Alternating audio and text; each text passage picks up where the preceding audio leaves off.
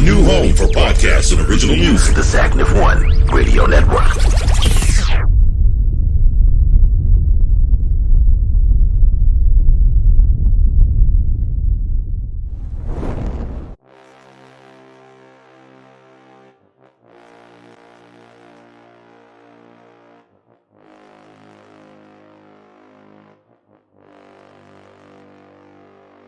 Nick Saban does not play anybody less than his. He doesn't put anybody less on the field than his very best players.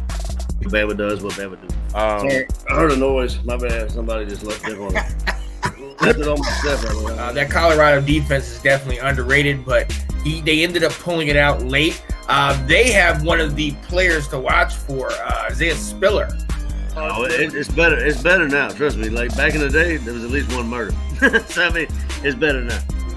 You realize that you're not doing anything to press your case by getting me to go down there. Nah, man, come on down there. It was only one murder. Yeah, they're only averaging one murder a year. And shout out to Florida. They're playing them this Saturday. Number 11 ranked Florida playing number 1 Alabama. So I think that's going to be a high scoring game. And wow.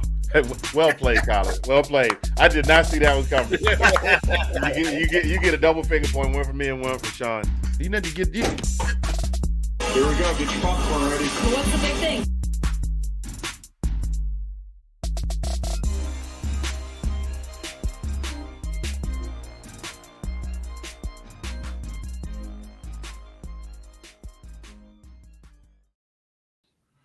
Hey there. Hello, ladies and gentlemen, boys and girls. How is everyone doing this evening?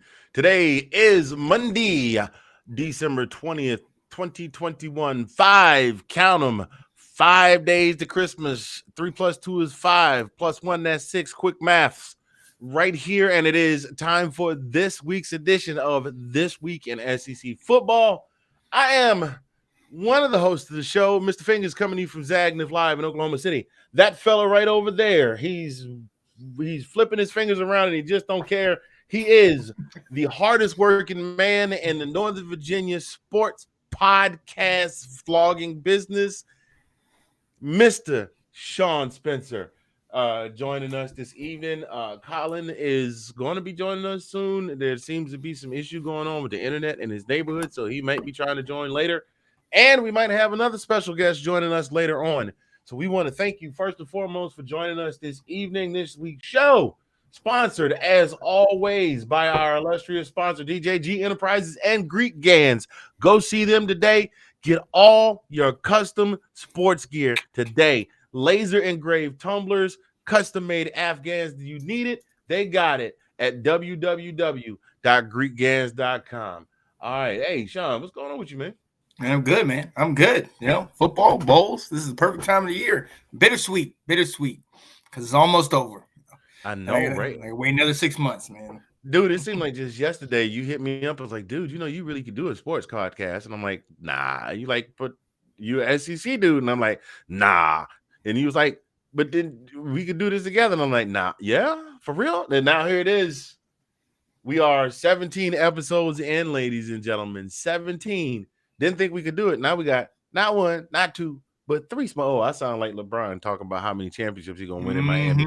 I didn't mean to do that, but we got a couple of sponsors. We got a whole store full of merch, and we you know, like Michael Bublé said, and I'm feeling good. So see, you know, you want to talk about the race. I like to sing and do impersonation. That's our thing there. So yeah, it just getting started. It seemed like we were just getting started, and now boom, it's bowl game season. In a couple of weeks, we'll know who's going to the championship, and then we'll have to sit on our thumbs and wonder whether or not the people in Fansville ever figure out they live in a snow globe for the next 6 months. Yeah, they keep rerunning that commercial a lot, and it's kind of like, all right, we all know, move on, or at least recap the olds or do something. Nah, you know what's going on, man. They contracted for so many commercials through the season, and then it got to the end, and I think they might have another. Who just joined? Somebody just joined us. Let's go and see who's in the green room. Backpack. Oh my goodness, ladies and gentlemen, boys and girls, you are in for a treat. I hope you're holding on to the edges of your seats and your seat belts are fastened and your trays are in the upright and locked position, because joining us, the man, the myth, The late night king of sports podcasting. The man that gave Cream Bigums his trademark saying. What you say now, Chuck? This man right here, Mr. Nathan Snell from the Big Nate Podcast. How you doing, bro? I'm doing all right. How y'all doing? What's up, Man, Nate? come on. What did I tell you about that, man? I gave you this whole big introduction. You like, what's up? Sorry, it's Monday. Monday. Yeah. Monday, nothing. It's the Monday before Christmas. It's a short week. For some. You think I'm playing? I'm getting ready to get me some Adidas from the thrift shop. I'm gonna pop some tags and get me some Adidas from the thrift shop and throw on my ugly Christmas sports jacket and throw a Kangol on my head and go up in there and be Run DMC with my phone on my ear like a boombox blasting Christmas and hollers. Oh my goodness! And dare somebody say something. What? We ain't gonna be here Thursday. What? Anyway, how you doing, man? Oh, I asked you that already. You said, yeah, we good. It's Monday. Anyway, we were just getting ready to get into it, man. So we just gonna go ahead and jump right on into it with the bowl recap. Man, so many bowls, so little time. There were actually a lot more bowls than I thought there were over the weekend. The Marshall Thundering Herd come up short against the Louisiana Raging Cajuns, 36-21. Despite the high scoring affair, it didn't look like there was a whole hoopla of offense that anybody happened to catch. Did any of you happen to catch the game? Yeah. I absolutely of course, Mista. I got the new TV in the bedroom and got 3 in the living room. Of course, he saw the game. Well, no, I mean, this is honestly, guys, this is my favorite time of the year. Absolutely. You have all games in NFL mean something. All games in college mean something. And like I said before, Anthony, it's bittersweet because in just 2 months, we're done. You know what I mean? We end with the Super Bowl in early February, and then it's back to hibernating. Or me going back to podcasts and whatever. Honestly, I've been following the Raging Cajuns for a while. They got this quarterback, Levi Lewis, is actually he's like I said with Cincinnati, 3-year starter. He's been around for a while. He's led that team. They were quietly 11-1, but obviously because they're in the Sun Belt, dubbed the Fun Belt, nobody's really paying attention to them. Marshall had a good start to the season, and then they fell off late. I think they were like 6-0 to start, and then kind of fell off later in the year. Wow, you want to talk about a fall off? The 6-0, and then the wind up finishing 7-6. Yeah, don't quote me on that. I'm pretty sure that because I know they started early because like with West Virginia, my fiance's family is big on the West Virginia schools, so they're definitely following that. But yeah, this game, it wasn't even as close as the score indicated, and it was kind of just Louisiana is kind of like a powerhouse in the Sun Belt, so. But it's always good to see them, and they always play in the R&L Carriers New Orleans Bowl. So it's like every year you got the home court advantage. You know what I mean? So right. Well, I definitely can see Levi Lewis. 12 carries for 74 yards. Actually, he was the second leading rusher on the team. He threw for 270 on 19 completions on 31 attempts with 1 touchdown. So very, very efficient. Congratulations to the Raging Cajuns. I work with a guy from Louisiana. He basically roots for any team from Louisiana. He doesn't care who it is.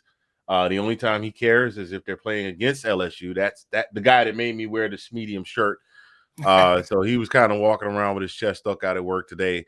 As you would say, shouts out to the number 23 Louisiana Raging Cajuns and their win. In their bowl game. So that brings us to our next game, which is, and it's taken forever to pull up, the Western Kentucky. You know what? I never knew that Western Kentucky's mascot was the Hilltoppers. The Western Kentucky Hilltoppers versus App State. We do know that App State always has the potential to be dangerous and mess up your day. Not so much here. Almost beaten by 20. Scored 59-38. Western Kentucky at 9 and finishing the season up at 9-5. You know who's on that Western Kentucky team, though. You know that's the new record holder the new guy that has broken the most passing yards in a single season and the most passing touchdowns in a single season, Mr. Bailey Zappi. This guy leads the country in throwing. So Appalachian State putting up 38 is pretty solid on the fact that they put up 59 on them jokers. Yeah, well, that defense must have been playing pretty solid too, because two quarterbacks played for App State. Each of them had an interception. Chase Bryce did manage to three. That's no slouch though. 317 on 15 completions with 4 touchdowns. App State's Not no bad. slouch. App State is not bad at all. Yeah, they came in at 10-3. They came in at 10-3, wound up finishing 10-4. Western Kentucky finishing up at 9-5. Bailey Zappi, 33 completions, 422 yards, 6 touchdowns, no pickles. Yeah, that's stupid. Look, the game was tight up until halftime. It was 31-24 at the half, and everybody was talking, is he going to break the record? Is he going to do it?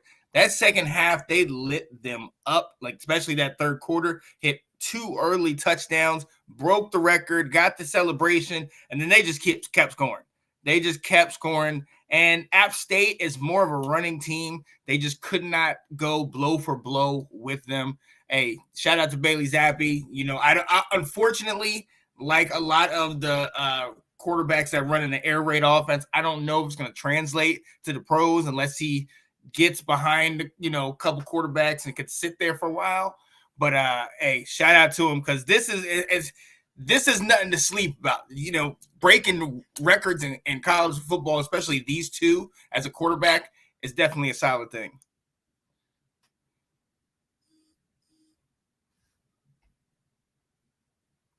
You're muted. Unless he winds up going to a team like the Jets or something like that, where he's going to wind up having to throw the ball all the time because they're playing from behind. But I mean, hopefully he won't have to do any of that this year, because hopefully he's just not that good on the list, right. You know? Well, there are some teams that are hurting very badly. Of course, those teams that are hurting very badly are closer to the top of the pecking order in the draft. And, of course, they're going to be trying to pick from the pick of the litter. But as we know, injury sometimes rears its ugly head. Boy, as you and I were talking before the show about my boy Jake Fromm, one of the greatest UGA quarterbacks to wear the double ones, got his pro start on Sunday and looked very, very solid. But we're talking college football today. We're not going to go down that road. Western Kentucky, 215 yards rushing, led by Noah Whittington with 151 touchdown. Appalachian State actually had 251 rushing and 1 touchdown, led by Cameron Peoples with 101 yards. Could have been more, but they had a couple of very serious tackles for loss, one of which was a 25-yard sack, Chase Bryce. So the Western Kentucky Hilltoppers, King of the Hill and the Boca Raton Bowl. We're going to keep this thing moving along. The UTEP two-step minors. I can't say UTEP without the two-step. I don't. If you say UTEP and somebody else says two-step, that tells you just how old they are. The minors of UTEP take on the Fresno State Bulldogs. The score looks to be a lot closer than the game actually was, although the stats are fairly close, except for Jordan Mims with his 165 yards and 2 touchdowns. Now, if I'm not mistaken, he also got one receiving too. Yeah, he got a receiving touchdown too. He got 3 total, man. He balled out. I know I gambled on this game, and I bet on his starter, and then game time they said his starter was not playing. So Mims did his thing. But shout out to Hainer, their quarterback, got enough done. Look, it was a close game. It was good, and up until late, UTEP actually led. Or no, they were down by, I think it's about 10. They came back. They made it look good. Late in the game, they down on the 4th down, they messed it up. But UTEP looked good. But Fresno State, 10-3. Shout out to them. Got that 10-win season. Hey, congratulations to the Fresno State Bulldogs and the Pueblo Mobile, New Mexico. A ball. All right. I just had to throw that out there. I mean, I know we football, but you can't say football without just hearing it. Oh, goal. All right. On to the Linden Tree Bowl. Liberty lit up the scoreboard on Eastern Michigan. 56-20 was not close all the way out the gate. Liberty came out hard all the way out the gate, leading by 10 in the first, and never looked back. And just an ugly game all the way around. What you got, Sean? What you got on that? No, I think they're better than their record. They're only 7-5. I think one of the key tests was when they played Ole Miss, an SEC team, and they only lost them 27-14. You know what I mean? And this is, Liberty. This is a Christian school. It's funny, whenever their games come on, they have these commercials where it's like, we all want to see succeed in Christ.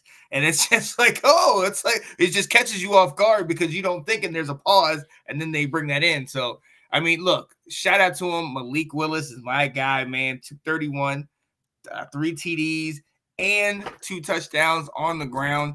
This guy right here, honestly, I hope somebody does not reach on this guy and get him early in the draft. I need him to sit back so he can go somewhere like with Tomlin or maybe with Belichick, and he can learn. Because this guy's raw, he has talent, but he can also he has that kind of talent, kind of like Hundley, like what we're seeing. Where right now, where everybody needs a quarterback, that's not Tom Brady, Aaron Rodgers, these couple guys, everybody needs a quarterback.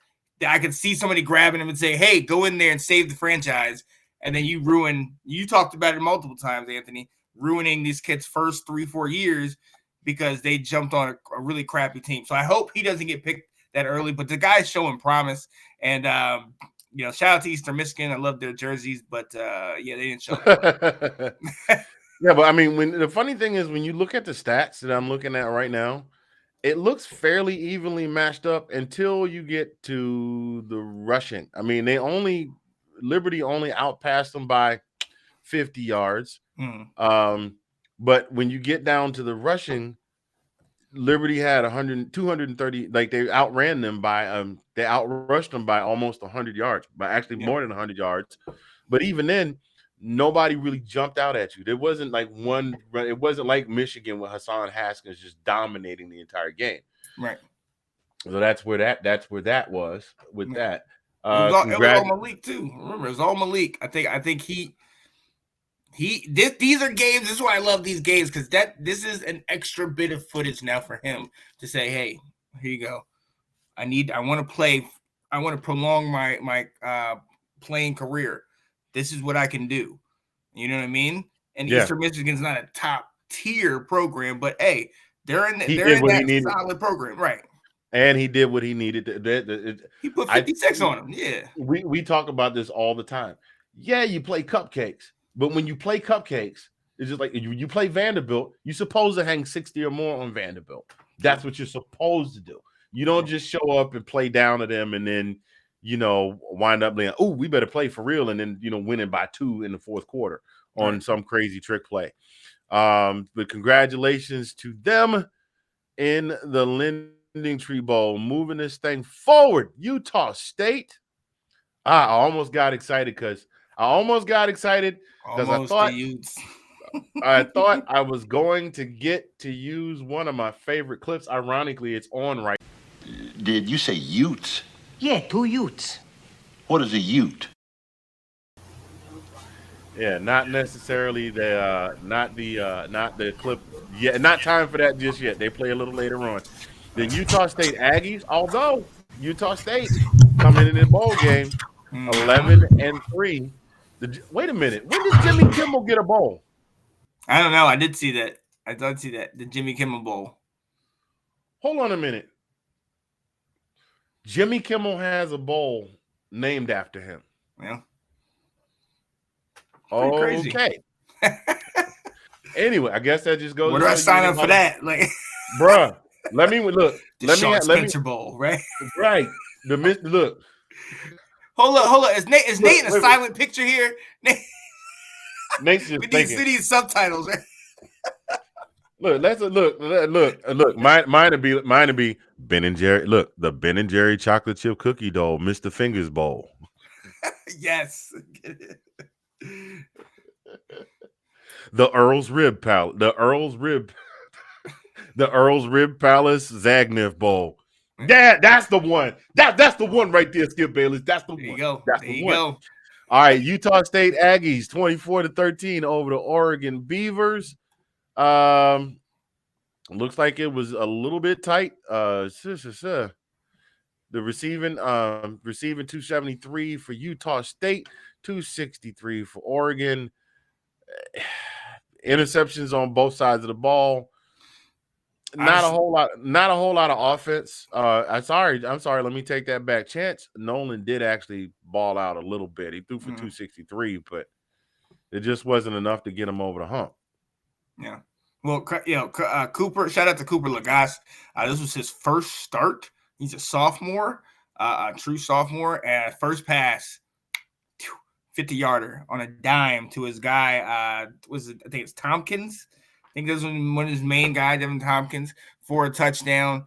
Gets another one in there. I mean, it's not a bad Oregon State team. I'm actually surprised how good Utah State's record is. I did not.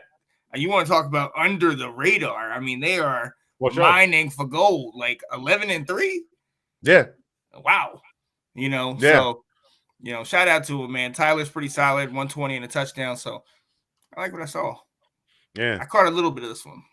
Yeah, congratulations to the Aggies of Utah State and the I didn't know that guy had a bowl game bowl. All righty. How did Jimmy Kimmel get a bowl? That's crazy. I'm saying that remind me of Rakim the guy back in the day. How you get a record deal? No, I'm sorry, Big Daddy Kane. How you get a record deal? The team that we have loved to talk about, we've talked about this team off and on all season long. The Chanticleers of Coastal Carolina wrap up their season as the team with the NCAA D1 team with the best record in football in the state of South Carolina, defeating the Northern Illinois Huskies 41-47. This one I didn't get to watch, but I did get to follow the stats. This one was good. This one was a nail biter down to the end. Lombardi almost led them on a game-winning drive. Talk about transfer portal. Yeah, had him right down there in the red zone. Wasn't quite able to get it done. Time expires. Chanticleers rushed the field. I don't know if they rushed the field or not, but I would imagine they did. Second 10 or better win season in a row for the Chanticleers.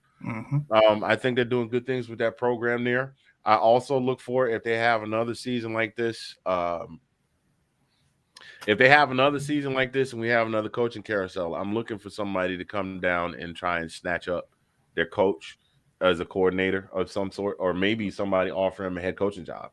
I mean, it happens. I hope he stays put. I can see that happening. Just that's the trend. But hopefully, I want them to still go under the radar, because honestly, if you get the right recruits, it's an easy program to win because you're not going up against that much talent. Like Northern Illinois is the best team they played, and shout out to them. We talked about the transfer portal. Their quarterback, Rocky Lombardi, is a guy that played 2 or 3 years over at Michigan State.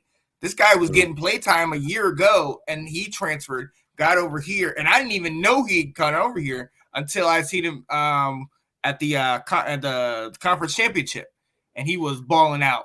You know what I mean? Yeah, I mean, he was outplayed stat-wise, but he woke up in that fourth quarter. I mean, sometimes all you have to do is do enough to keep your team in a position to where you can win.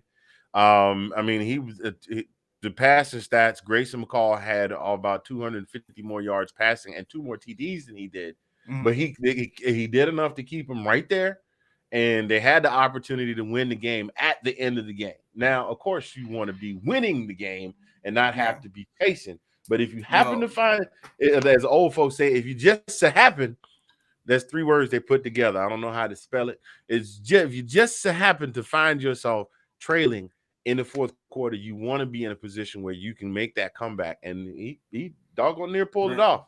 Right. No, well, it was actually, so that they came into the fourth quarter leading. Northern Illinois did. And then Grayson McCall was the one who he came back on him. He put 2 late touchdowns to bring them back in the game. So shout out to him, because Northern Illinois should not have lost for all intents and purposes, but that's why the Chanticleers are that new team, like you were saying, Anthony. That's why they're the new up-and-coming squad that, you know, maybe they're going to be the ones, all these teams you see with Oklahoma and Texas moving to the SEC, maybe this is one of the teams that moves up a conference to maybe, you know, as their program starts building. You know, we shall see what we shall see. Yeah. I think that there's still a little bit of leeriness around the Power 5 conferences and bringing on some of these G5 teams. I mean, think about it. You had UCF at one point. You had UCF and USF were the best programs in Florida, and not so much anymore. But then, too, the coach, which one of them was it? Was it Frost? Was Scott Frost at UCF that went to Nebraska? Yes. Yeah. So Scott Frost ran off to Nebraska. But he speaks. Oh my God. He said, Sean, I baby said his first word. Oh my goodness. That's so good. You get a gold sticker. Oh my God. Okay, I said it for you, Nate. Congratulations to the Chanticleers winning the Tail Greeter Cure Bowl. Next one up. Little Northern Virginia locality-based action, the Old Dominion Monarchs, in what I think is their first bowl appearance in a while. Am I correct? In a while, yes. Because I don't think they went last year. I don't think they went. I mean, they didn't have that impressive a record. They finished at 5. They didn't make it last year, no. They didn't make it. Okay, that's what I thought. They finished up at 500, but they managed to make themselves bowl eligible. And it's basically, to tell you the truth, I'm impressed they only got doubled up on. I've not seen them play, but I've got a goodly amount of friends, a goodly amount of my Ashburn folks from my Ashburn karaoke shows back in the day. A lot of them went to ODU. They either went to ODU or Radford. So I've been following them. They've not been horrible, but they've not been great. They've been kind of middle of the road. So for them to take on Tulsa and only lose by 13, yes, you know, we talk about those moral victories. A loss is still a loss, but I think that was fairly impressive on their part. It wasn't an offensive show of offensive firepower. Davis Brennan did throw for 285 and 2 touchdowns. Shamari Brooks had a touchdown and he put a $107 on the Monarchs, but they weren't, like I said, not a big offensive show of firepower, but still. Fun fact: their kick return, that was the first time since 2017, the Military Bowl, that someone from Old Dominion had a kick return over 100 yards. Yep. Okay. And this was the Myrtle Beach Bowl, presented by Tax Act. Sean, you got anything else you want to put on that? Yeah, no, it was a tale of two halves. My little brother graduated from there, and my fiance got her second master's from there. So we all actually watched Old Dominion. It was actually the first half. They didn't look that bad. The first half they looked like, hey, we're doing good. And then I think they went to the halftime, started smelling themselves. They got blanked in the third quarter, and then the fourth quarter they at least tried to make it decent with that touchdown, but it was 30-20, or it was 30-10 late or early in the fourth. So it's one of those situations where it just was not going to happen. But with that talent, with all the things that they have, I mean, one of their biggest claim to fame right now is Taylor Heineke. And he came back and he's talked to the quarterbacks and the coach and everything like that. So hopefully they can get this thing going. But look, ODU still got some work to do. But hey, look, trending upward. Last year, not so much. This year they played in the bowl and actually played it pretty tight for at least 2.5 quarters. So that's the Myrtle Beach Bowl. Let's see. All right. This next game I am looking forward to talking about just because one of the guys that I follow goes by the name of Uncle Lou. He's been doing YouTube videos on the University of Georgia and other schools for about 13, 14 years now. He loves to call the team from Utah the bicycle school because of the you see those Mormons riding around. I want to know that. Look, that must be a banging church right there for you to be able to be 16 years old and be an elder in your church. Do you have a minute to talk about the word of Jesus? Anyway, BYU comes up just a field goal and some change short against the Blazers of University of Alabama, Birmingham, 31-28. 13, the number 13 Cougars finished the season 10-3. What you got on that? Either of you gentlemen, please. Nathan. I'm going to repeat the question again. Game. No. Yeah, the game. Anything to put in on the game? Anything you saw? Anything stood out to you? No, I think you guys pretty much hit it on the head. I mean, it's just for me building on for next season. They got a decent class coming in. So, okay. UAB actually has been is one of those teams that they're a little bit better than their record indicates. They finished the regular season 9-3. I'm sorry, they finished the season 8-4. Now 9-4 with the bowl game win in the Independence Bowl.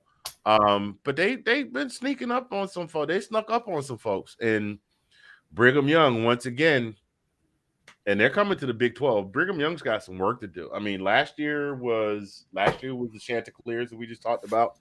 This year it's the Blazers, and it's not that the Blazers didn't. I mean, the Blazers are obviously a good team. They beat them.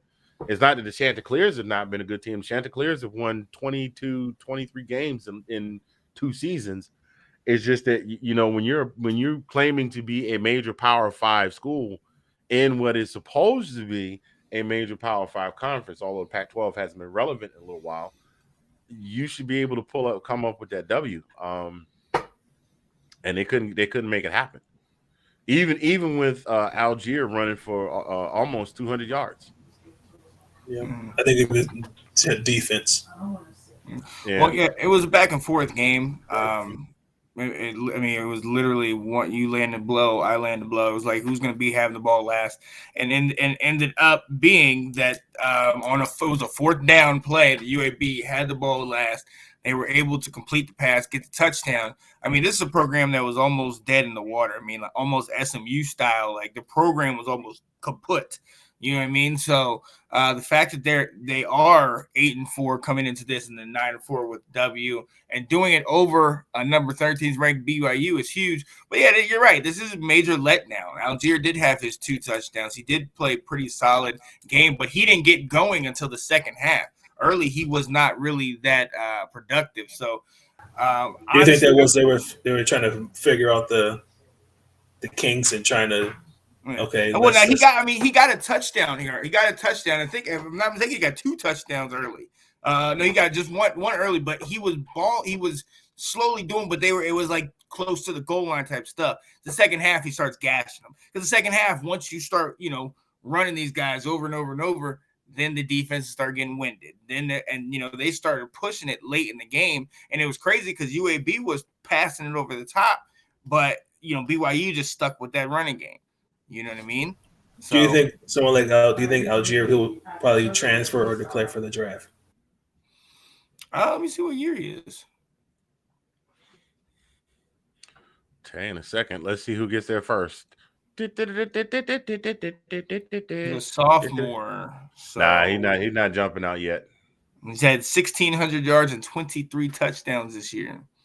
So, yeah, he can't go this year, but watch him make that jump next year, especially if he has another year like this. What about McBride?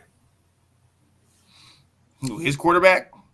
No, Dwayne Mcbride, because he was 20. He's 20th with 1,188 yards rushing. From where? He's from McBride from UAB. He's also a sophomore. From UAB. Oh, yeah.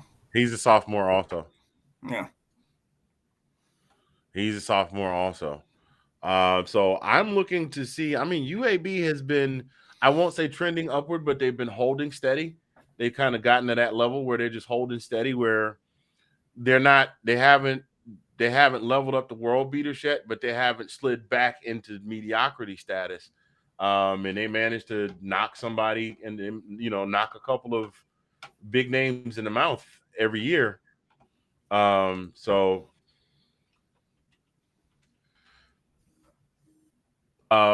managed to knock a couple of big names in the mouth every year, and they did it again right here in the Independence Bowl on national television. BYU, I'm just telling you, yes, Oklahoma and Texas are leaving, but now you're entering a conference that's going to have Cincinnati, and we've still got who's still left in there? You still got OSU to contend with, who has come up big this year.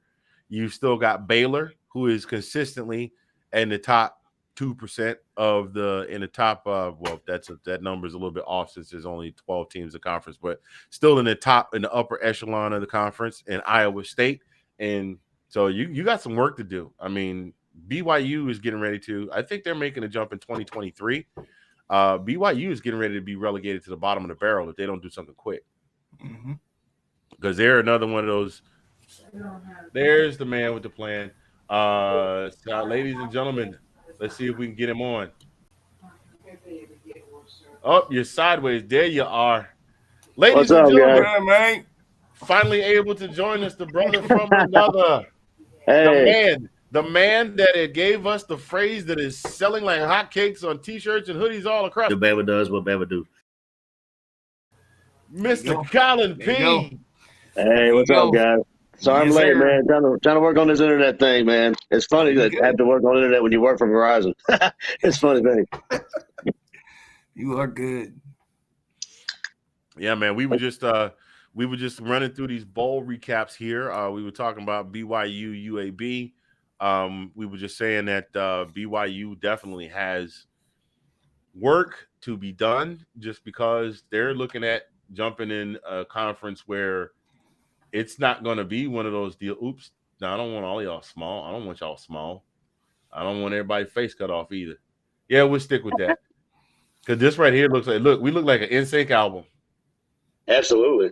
Hey, NWA, it looks like, right? Yeah, right. Straight out of count. Anyway, no, let me come back. BYU, like I said, BYU is getting ready to go in the conference. It's got OSU, it's got Baylor, it's got Iowa State, and those are the three schools that get you. Then you don't know which Kansas is going to show up from year to year. BYU is going to wind up relegating themselves to the bottom of the barrel because of their religious affiliation, and I think they have a little bit more stringent academic admission standards. Maybe not quite as stringent as Notre Dame, but they still got academic standards. So they're only picking from a select number of people to come and play there. And you're going to be going up against teams that, hey, look, you got a 2.2. Can you know the difference between the cover 3 and the spread? Come on, play football. We'll teach you. Don't matter. Just hit the man with the jersey that's in the other color. That's it. That's all you got to do. That's true. Thoughts, anybody? I mean, they've been getting talent. They got the number 2 pick in the draft, so somehow they getting them boys that want to do it, and they getting them big boys that ride bikes, and they got full of energy. And I can't explain it because I don't know how I wouldn't want to go to BYU because I knew somebody that went to BYU, and he was talking about you got to do the pilgrimage or whatever, the little thing where you got to go out there for a while and then come back. Like it's not even kind of like missionary stuff. Yeah, like a little missionary thing you got to do. So I was like, oh, word. He was like, yeah, you got to do that. So I thought that was up your alley though, bro. You the main one always want to give us scripture during the show. If it ain't you, it's your name. I thought that would be right up your alley. Hey, look, you've been saying it the whole time, right? If I'm getting the word out this way, maybe I'm just being the preacher. Come on now. You've been saying it every single time. Now somebody whoever is listening to you is now hearing the scripture. If what am I supposed to do? I'm supposed to help spread the word. I'm just doing that. You just caught on. Thank you, brother. Hey, Anthony's notorious. Anthony's notorious say just a thought, not a sermon, right? You know what I mean? Right? Just a thought, not a sermon. Hey, just a sermon, not a thought. That McLean Bible Church had, boy. Man. I'm just saying, Jesus said, even the very rocks will cry out with his word when he returns. So don't you sit here and act like don't sit here and act like you can't get sanctified when you can. If you heard a Kirk Franklin song come on and you tapped your foot 2 times, that was the Holy Ghost tapping you on the shoulder saying, maybe you need to pay attention to what's going on over there because there's 2 brothers over there getting ready to fight over a rock that they think is a crack rock that's really a sugar cube that somebody sold them from Denny's, and you need to go that way. So anyway, I'm sorry. Every time you do that voice, I think of Norbert. Oh my God, we have a dandelion encrusted rib. Now go ahead, sorry.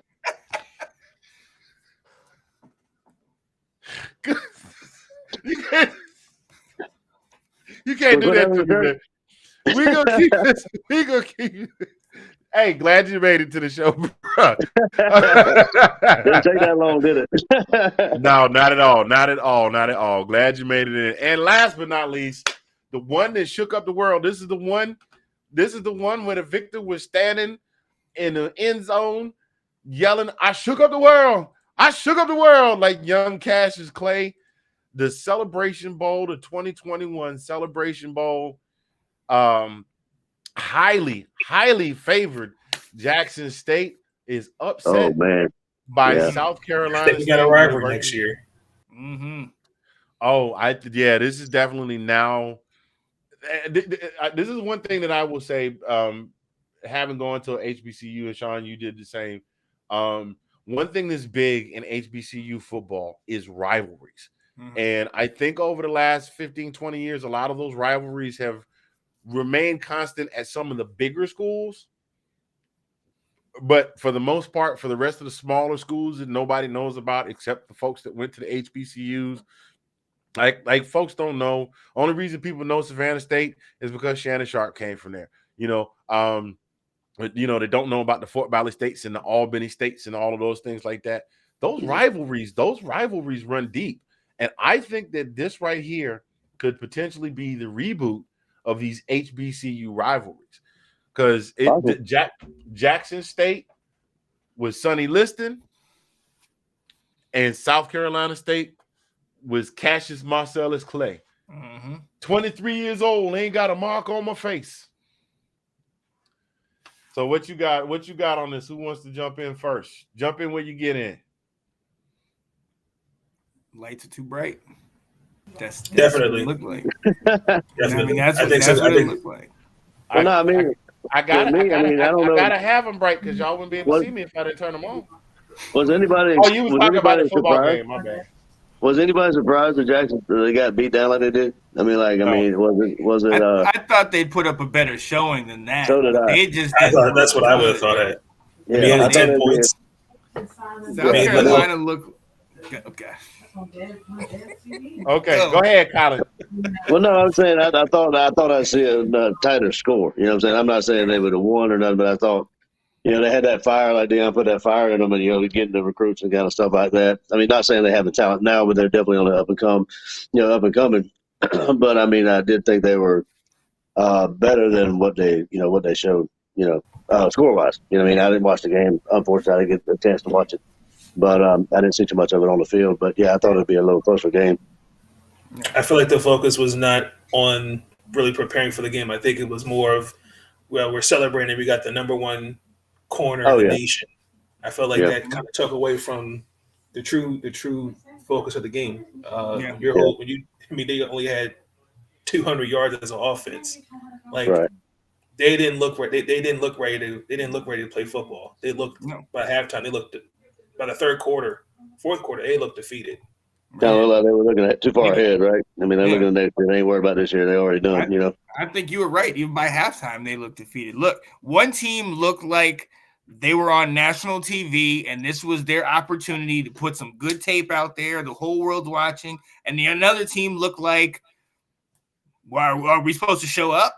They didn't look. Jackson State they didn't look good. And South Carolina State looked like this is our opportunity. Let's show up. They look good. The quarterback drop back, 3-point, bop, bop, bop. He's hitting guys in the corner. You know what I mean? And tell me you saw the one dude scored a touchdown for South Carolina State and then start to do the Deion in there. I was like, that's no. No, we didn't do it to him, man. But hey, he did. Don't hurt him, Hammer. Right? Don't hurt him, Hammer. Hammer don't hurt him. That's right. Yeah. One team looked like they was ready to play, and the other team looked like, we're flashy. We got a nice shiny helmets, but we not ready to play. Because they look, South Carolina State dancing on him in the end zone and doing the whole. I'm like, dang, y'all did it to him. I'm all for taking a guy out. You're not going to show me up like that. No, right. I'm all for mauling a guy. That dog. Hey, calm down, Sean Payton. Sweep the leg.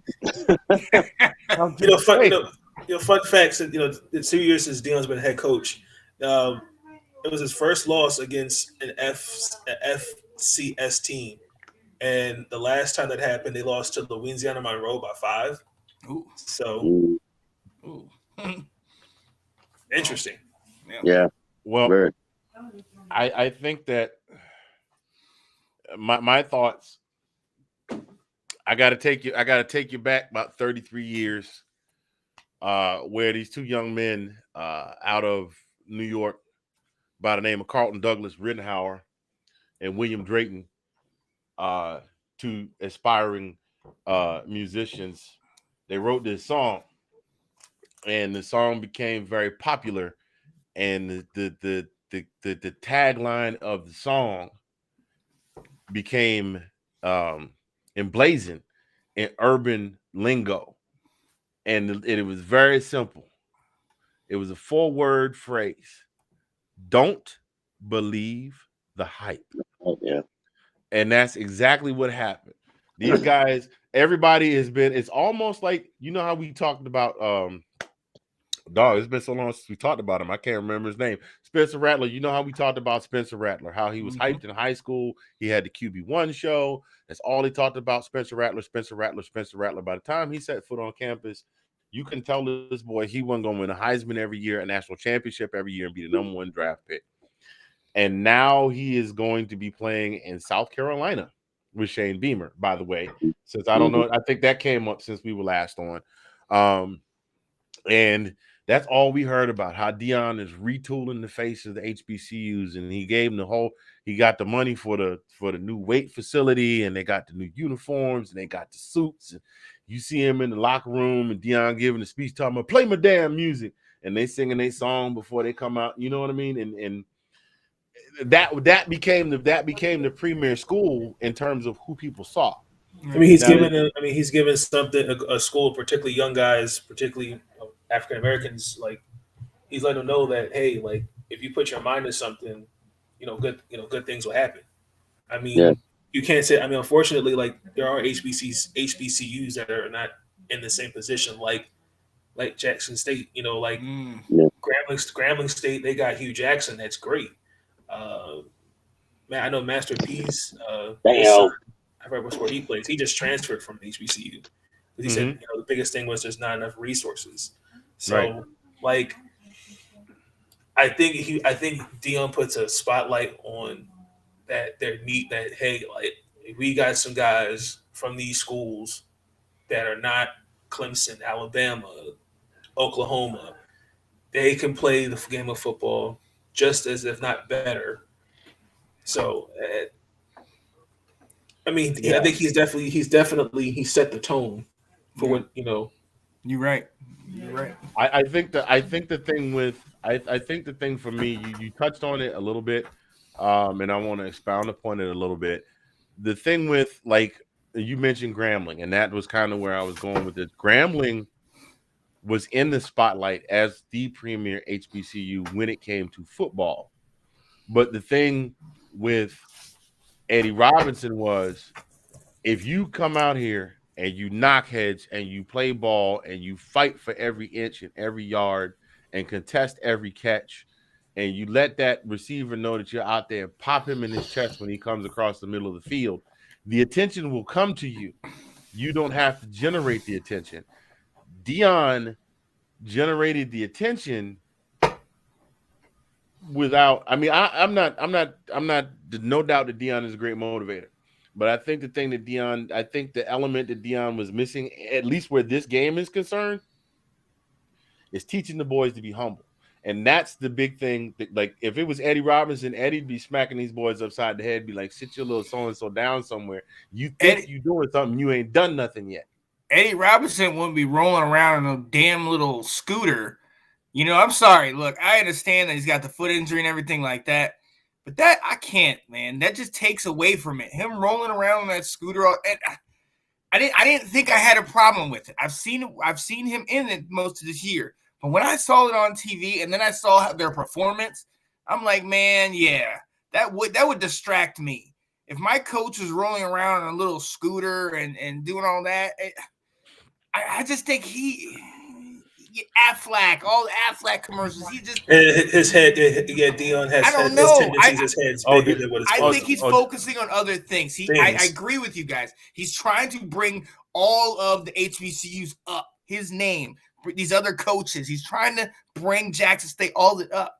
I just think it didn't show on the field.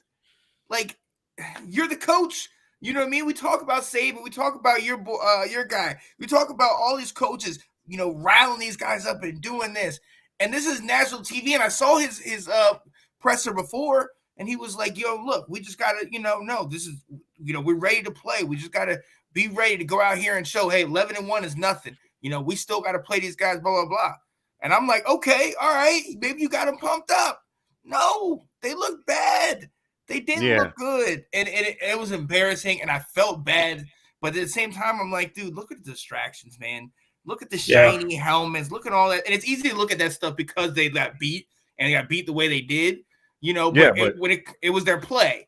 But it was just like the distractions are there. It's hard not to when you have been this person for so long, right? And you've been this person, and you have all of these things. Those things, the trappings over here might have not had anything to do with why you performed over here, but it becomes difficult to not say, oh, well, if they hadn't done this and they hadn't done this and they hadn't done this, then maybe this would be better. You understand what I'm saying? And again, also too, like, again, he's giving some of those guys like things that some of them probably haven't seen. Like he's exposing them to certain stuff. And again, like, yeah, I get, Sean, to your point, I think, it's, again, it's prime time. It's all about being in front of a camera. But again, like, how many other coaches, particularly for HBCUs, they would, I think most HBCUs would kill to have a guy like a Deion Sanders, like, coaching for them. And I don't know, to me, I look at it, this is motivation for next year. But also too, I think some of it too, again, I think I don't know. We'll see. We'll just have to see. Because what essentially wound up happening is all that hype, all that work they put in this year, all those teams they beat, and to get to the bowl game and lay a big fat egg. Goose egg. I mean, Shedeur Sanders threw 2 interceptions, and neither one of them really did anything. 166 yards on South Carolina State side pass and 175 on Jackson State side. Jackson State had 19 total yards rushing. South Carolina State had 102 yards rushing between 4 different guys. So nobody was out Corey Fields Jr. only threw 12 passes. What does that say? Yeah. Right. They look good. You talked about coach's son, who's quarterback. I remember one play he drops back, and there's this guy coming, and I know he can sense him at the corner of his eye. And then he's panicked, and he waits to the last minute, and then he tries to dip out. And I'm like, you're not Vic. You can't wait to the last second and just make this move on this guy. The guy caught him and sacked him. I'm like, there's a lot was said for him coming into this season. I remember there was a picture on Instagram on Deion's page where it had him and the son and Tom Brady, and learning from the GOAT and all these things. And you see the 11-1 record. And look, I got to admit, I didn't watch them most of the year because even though Deion's there, they still didn't get as much of attention. A lot of attention was on Deion, unless like us, you follow HBCUs and all these schools and whatnot. You know what I mean? So to see this and see him on this grand stage, I just think it was just all this extra stuff. Let's be real about. And I thought about overtime before you get into that point. I'm sorry, but I thought about also when they went to halftime. I thought Deion would have rallied those guys, right? And when they came back out, they looked more just like, that was awful. I sincerely hope that Deion really gave them a hell of a tongue lashing in the locker room afterwards, because that's the kind of attitude. That's the kind of attitude. That's the kind of attitude that when you get in the pros, you can't have. You know what I mean? And we starting to see some of it already. Like there's guys that if they know they're losing by 3-4 touchdowns, they don't even get hyped until like maybe 2 or 3 guys will take the team on their shoulders and start bringing the whole team back. Then they'll get hyped and get back in it. But they'll just, they will mentally check out. Yeah, I mean, before I dropped off, sorry guys, Anthony, my phone actually died. You told me about that before I even got on. Didn't I tell Sorry you? about that. Yo, I know. I didn't listen. Time out for a second. Time out for a Go second. Yeah, y'all. Before the whole thing started, I talked to Collin. I said, "You good, man?" He said, "I don't know about the internet connection, whatever." I said, "Make sure you plug your phone in when you come on, so your phone don't die." He's like, "Oh, that's funny you said that. My phone just beeped. It's got 5% on it." And well, I mean, I don't know if it's an excuse I don't know if it's an excuse or not. I had it plugged in, but I don't know if it wasn't plugged in the strip. So I was halfway right there. But anyway, what I was going to say before I dropped off was like, having Dion, having prime time as your coach, there's a fine line between being as flashy as what made him prime time, him being that coach. So there's a fine line. It can't be, you can't have your players. You can have them dressed nice. You can provide everything for them, like you were saying before. That they got money for this, that, and other. And him trying to build up the program, but you got to make sure these kids make sure they see that him being prime time was, when he got further along in his career. These guys are still trying to make a name for themselves and still trying to you still had to play with heart and still need to play the game and and play the 4 quarters like you guys were just saying, like when the game seems to be out of hand, don't lay down. And I mean you gotta play to the end. You gotta play till 0-0. Easy for me to say, right? But I mean that's just that's what you're there for. Yeah, man. I've seen games where teams are down by 2 or 3 touchdowns and the DBs are just still laying lumber. It's like, I'm still gonna let you know that I'm out here. You gonna get by. And I'm catching tired. people, I'm tired. You are probably gonna break one on me before the game is over again. But you come across this middle, I'm laying you slap out. You ain't catching nothing. Right. And then I've seen games where it's like, calm down, Bill Belichick. Oh, so that's what we doing now. That what we doing now. See, you was talking about taking people out, and I said Sean Payton. I'm just talking about this is any football player philosophy. I sincerely don't see Hoodie Man chasing nobody down, trying to lay nobody out. The only person he's trying to lay out is we ain't gonna get into Tommy. But I do know that John, we don't need another Hainsworth laying on his belly. You know what I'm saying? Hashtag Urban Meyer. What? That's not your wife. Oh, that is? No, it ain't. Oh, that ain't. No, I seen her picture. That ain't her. He does have a good recruiting class coming in next year. So, I mean, I know there's some guys that are going to stay and to be ready to go. But again, like also too, you got to prepare. You got to prepare the guys. You got to motivate them. You got to. I don't know. Sometimes I've also learned this too. And it's not just with sports, like where you can take final exams. You got to take your mind off things, like take them somewhere where they can not go focus on the game. I think if you go with an clear, open mind and take that approach, I think that you might have seen a difference. But I think some guys, just and you know what I think makes. I mean, I don't know if you guys maybe touched on this before, but I mean, having Dion as your coach, that's going to bring a lot more attention to the program and attention to the players and that kind of stuff. So they're going to be able to, if they weren't, accustomed to the attention before, they're going to have a lot on them now. So I mean, they're going to have to, they're going to be scrutinized for whatever they do as well. So kind of got to take that into account. Yeah. Well, yeah. So there you have it. The 2021 Celebration Bowl. South Carolina State Bulldogs 31, Jackson State Tigers 10. Jackson State finishes the season 11-2 with a SWAC championship. So this is Dion's second SWAC championship, I believe, since he took the team over. Fun fact, Sean, I shared this with you. This was a few coaches before, but former coach of the South Carolina State Bulldogs left South Carolina State, took a job a little further south to coach a school in coastal Georgia, and wound up producing a Hall of Fame tight end in Shannon Sharp. Coach Bill Davis Sr. left South Carolina State to take the job at Savannah State and wound up being the guy that molded Shannon Sharp and getting him ready for the league. So, yeah, just a little fun fact to throw out there. That pretty much does it for the bowl game wrap up for this weekend, guys. There's a whole lot more bowl games on deck. One in particular that's drawing a whole bunch of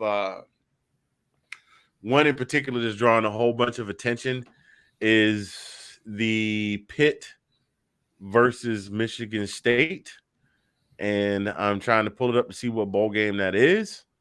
Yeah, everybody's kind of Peach Bowl. This is the one that's got a lot of folks up in arms about. It's the Peach Bowl. It's the Peach Bowl. Thank you, sir. That's got people all up in arms about the opt-outs because over the weekend it was announced that both Pickett and Kenneth Walker would be opting out of the bowl. And did they get? Did they give a reason why they're opting out? They're trying to. Oh, that's right. Ready for the draft. That's right. Yep. Yeah, makes sense. And I'm pretty sure that the sponsors of the bowl game are pissed as hell because those two guys were pretty much the marquee reason. I mean, they probably had the ads made up already, the promo runs with two of them.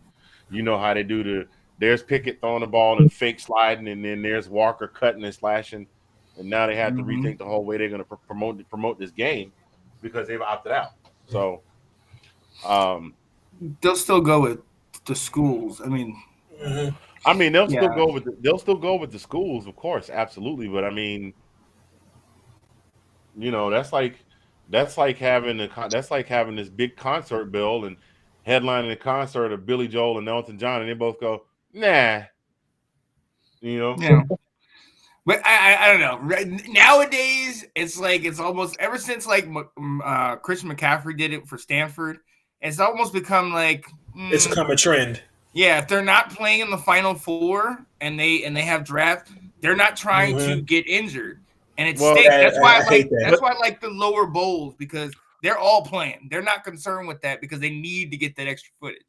Because their agents. I'm sorry to cut you off, man. Because somebody's telling them if you get hurt in one of those games, that's your value. Draft stock's going down. Your money's going down. Yeah.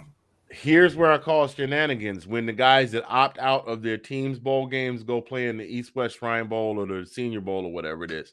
The one that's got all the scouts out there, and you still have the same opportunity to get hurt playing in that game. Very true. So very true. What's the diff? Why not ball out? Why not ball out one last time with your because brothers? the East-West Shrine game, they are all trying to get to the same thing. You know, if I'm balling out with my brothers and my brothers then get into a fight, or something happens when my brothers get hit and then all of a sudden I get rolled up on because I'm defending my brothers, as opposed to the East-West Shrine game where it's like, hey, we're all technically free agents. We're all like guys trying to get to the draft. Every one of us that got picked here we got picked here for a reason. They didn't pick no. It's like the combine almost. It's right, like basically right. Scouts to see what team could take me. Right. I'm trying to get an early first round pick. I gotta be completely honest. Never been a huge follower of the East-West Shrine Bowl. So is it one of those deals like with the NBA All-Star game where it's like we're not playing no defense, we just gonna show off? It's different. No, they play. Yeah, they play because all the scouts are there. Yeah, the scouts are wild. Yeah, but then again, game, the NBA All-Star game, that no one plays defense. but again, that's to my point. If the offensive guys are out there playing, trying to impress the scouts, the defensive guys are out there trying to impress the scouts too. What happens when them defensive guys goes up and challenges a catch and come down on somebody's leg and shred somebody's ACL? It's the same. True. Like, that's my point is your potential for injury. I could see if it was just a gentleman's game where they go out there and they ball out and they're not really trying to hurt each other, but they're out there knocking heads. Then go knock heads with your brothers because you know what I'm saying. Either way, to me though, it's like it lessens the I guess the importance of the bowl games. You know what I mean? If we gotta have the damn players not gonna play. I mean, and most of the time they're the star players of the teams. You know, I mean, I can understand the reasoning. I mean, I really do understand the reasoning. But I mean, how do you? I don't know. I mean, I don't know how you would fix that. You know, I mean, I don't know how you would. If it needs to be repaired, because I mean, it goes back to your loyalty and that kind of stuff. I understand the injury portion of it, but I don't know. Like, it just seems to be the marquee players and the stars that are opting out, because of they're worried about getting injured and that kind of stuff. But to Anthony's point, It's like, I mean, you can get injured anytime. Yeah, I mean, just because you don't play the bowl game, you can get injured somewhere else. I mean, you get injured. I mean, you can mess around and tear a pec lifting weights in the weight room anywhere. You can fall down the right. stairs. I mean, you whatever. And to that point, though, to get, you can get injured anywhere, and just like that with coaches, like you having this job here, you leaving, you could have done this stuff here, but at the end of the day, this is something Cat put on to me, and to play devil's advocate, it's kind of like you almost flip it around and like, it sucks. It really sucks. I wanted to see Kenneth Walker. I wanted to see Pickett. But then again, also, it's like, what about that backup that's never, ever going to get any playing time, and now this is his one shot to get one? I'll go with Hakeem Nicks for West Virginia. Nobody had ever heard of the guy. He was great size, but nobody had ever heard of him. He gets out because somebody sits out, balls out, has 4 touchdowns against North Carolina, and gets drafted by the Giants in the first round. You know what I mean? There's a lot of these people's opportunities when somebody comes out and moves out. I don't agree with it doing, because I'm a football player. I want to play with my guys. So that me personally, no, but I understand it. But if they wanted, they could do a minute restriction. Okay, we're not going to play you in the second half. We'll play you in the first half and the second half. That's a great point. Yeah, that's a great point. You sit down for the game. Well, one of the things that I've heard a lot of the talking heads talk about, both on the folks that get paid to talk about it and the folks like us that don't get paid to talk about it, is oh my God, that if you opt out from your team's bowl game, then you don't play and you lose the opportunity. It's an either or. You know what I'm saying? If you play in your team's bowl game, you still want to go East-West Shrine Bowl, you can play in your team's bowl game. The other thing that I was looking at, the flip side of that coin, to your point, Sean, where you were talking about the guys that get a chance to ball out. I mean, how often does that happen, though? I mean, it's just like, it's kind of like Kurt. It's kind of like frequent now. Well, maybe more frequent now because more guys are opting out. But I mean, you only see a Kurt Warner type deal, and I know that's not what happened with him, but that's just the first thing that comes to mind. You only see a thing like Kurt Warner only happen like once in a generation, maybe every other generation, and that's kind of the thing that I'm looking at happen. Number 3, these folks put a lot of money into these bowl games now, and now we're at the point where we have the NIL deals. And what do you do when you got a kid that's got an NIL deal with Tostitos? That's the money. And at the end of the day, his team happens to wind up in a bowl game that's being sponsored by Tostitos. Does the NIL, do they structure the NIL so that do these sponsors start structuring the NIL so that, okay, DJ Unglele, you sign with Dr. Pepper. You have $1 million deal with Dr. Pepper. If your team winds up in the Dr. Pepper Bowl, then you have to play in the Dr. Pepper Bowl, and you can't opt out because we're paying you all this. You know what I'm saying? I think that's something that they'll cross that bridge when it comes. I don't think that's ever happened, obviously, because it's so new and whatever. But yeah, to one of your points, I agree. There's a lot of time and effort put into this. To your point about the if they don't play in the bowl, they can't play in East-West Shrine. Kenny Pickett and Kenneth Walker, I don't think they need any more tape on them. I mean, I think they were both high, at least in the top 10 in the Heisman. So we already know how great they are. So if that is so, I get that. But and then on top of that, with the money that they're putting into the bowl games, and it's nationally televised, hell, the scouts can pick up the tape. You don't have to play in front of the scout. You could go play. You could go play in the Bug Tussle Carplex Car Wash Bowl and down there in Mississippi. Most of those studs aren't playing in some of those bowls. Most of those studs, they already know. They're going to be they're going to be. Yeah, the next time they're doing anything is combine and all that stuff. I feel you. I feel you. The elite athletes, they're just gonna opt all the way out. But I'm saying, just for the record, those guys will be early first round picks. Oh no, never mind. Were you? See that?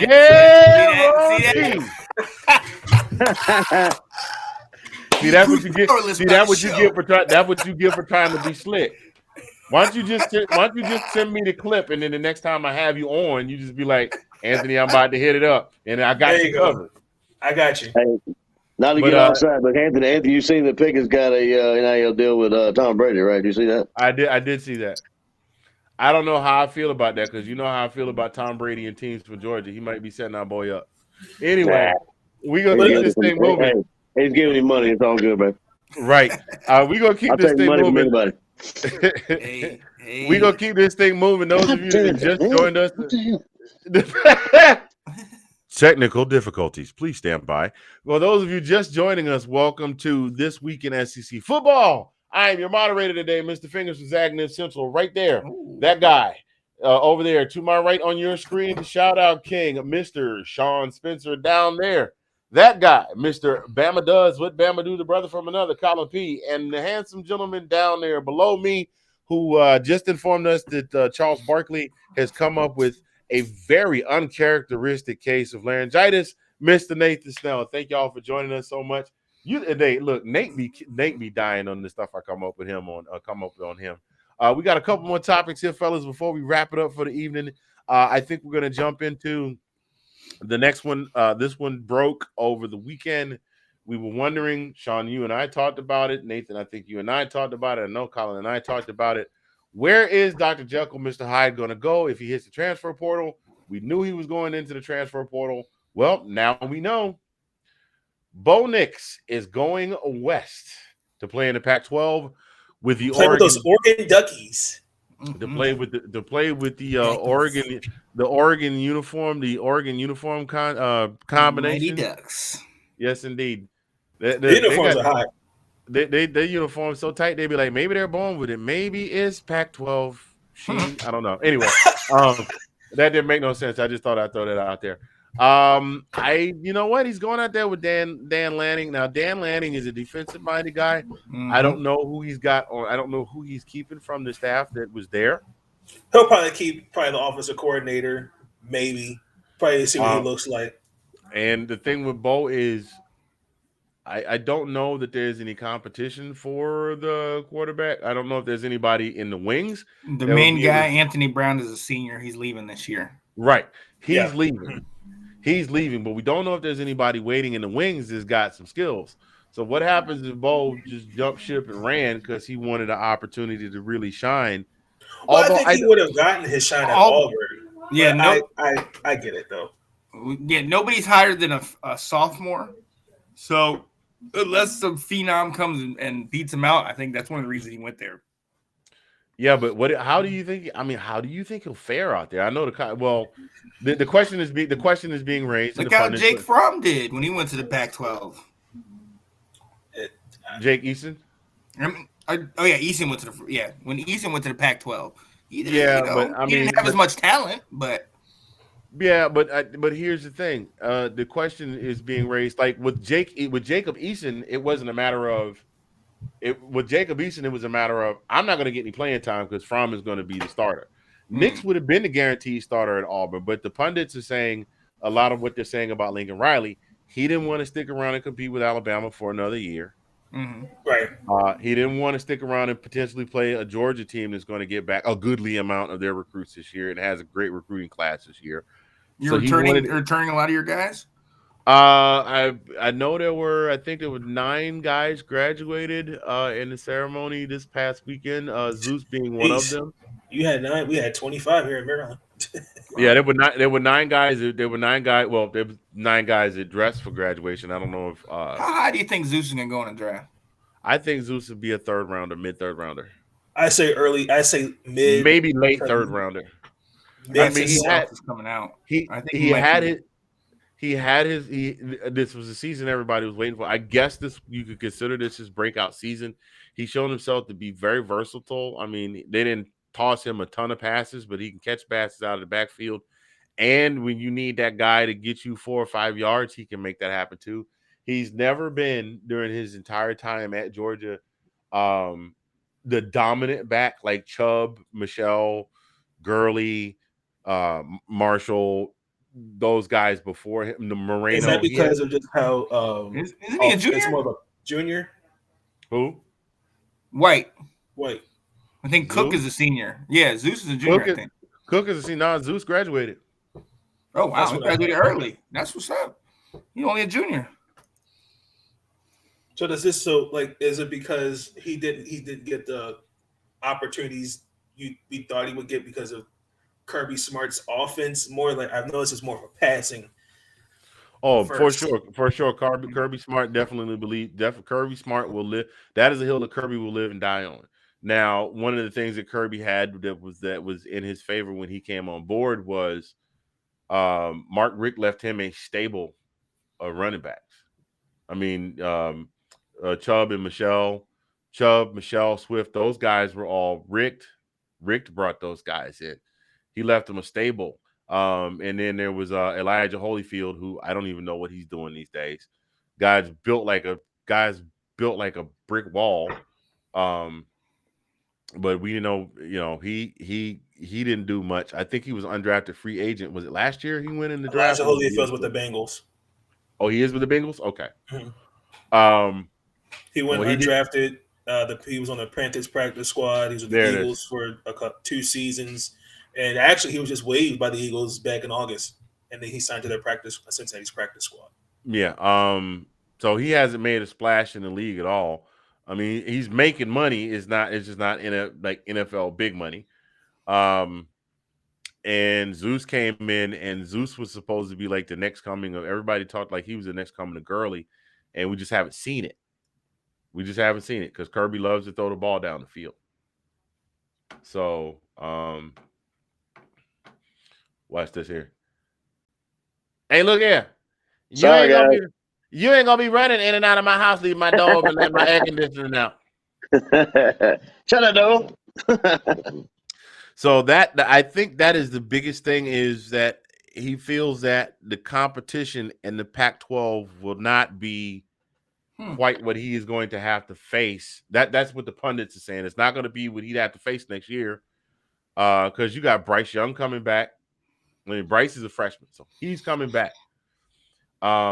We got at Georgia, the debate is still running as to whether Stetson and JT come back, although I think neither of them come back.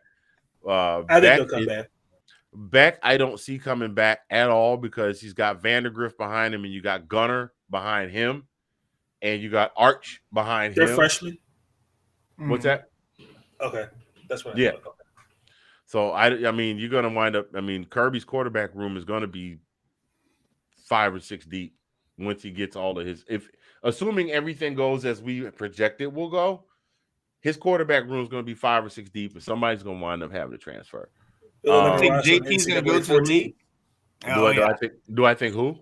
You think JT's going to go to the league? Is that what you're saying? He's going to get drafted? He's a junior. I don't know. I think he's going to transfer somewhere. Nate, what was your statement? I missed it.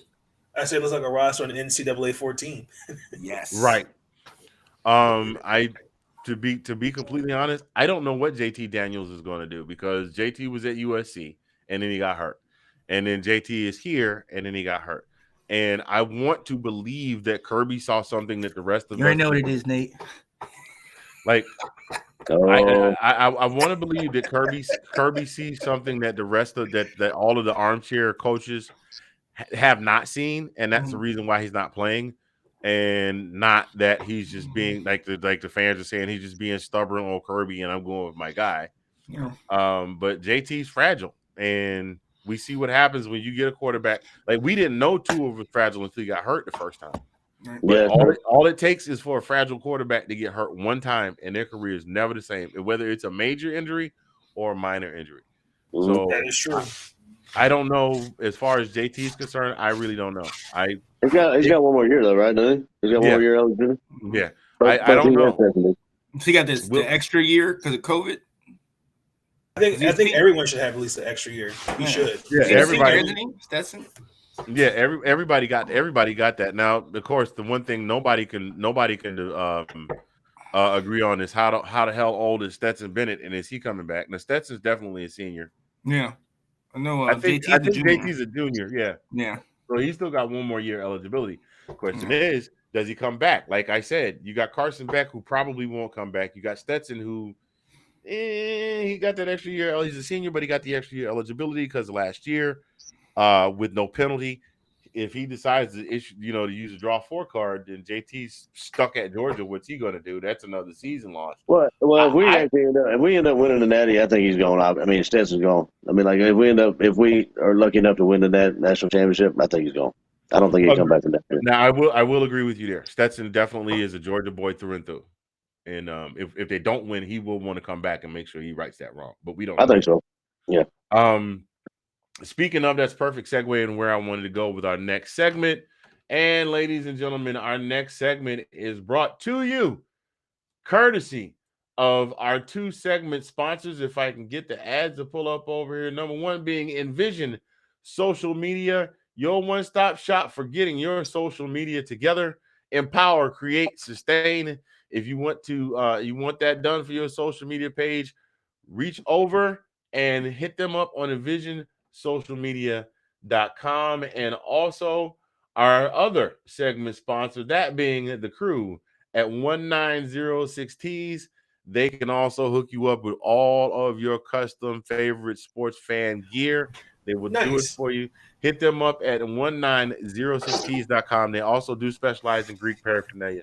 Thank you to both of those for being our segment sponsors for this week in SEC football. This is going to be the last segment here, gentlemen, and then we're going to wrap everything up here in a bow, let everybody go enjoy their evening because the ball games are coming on.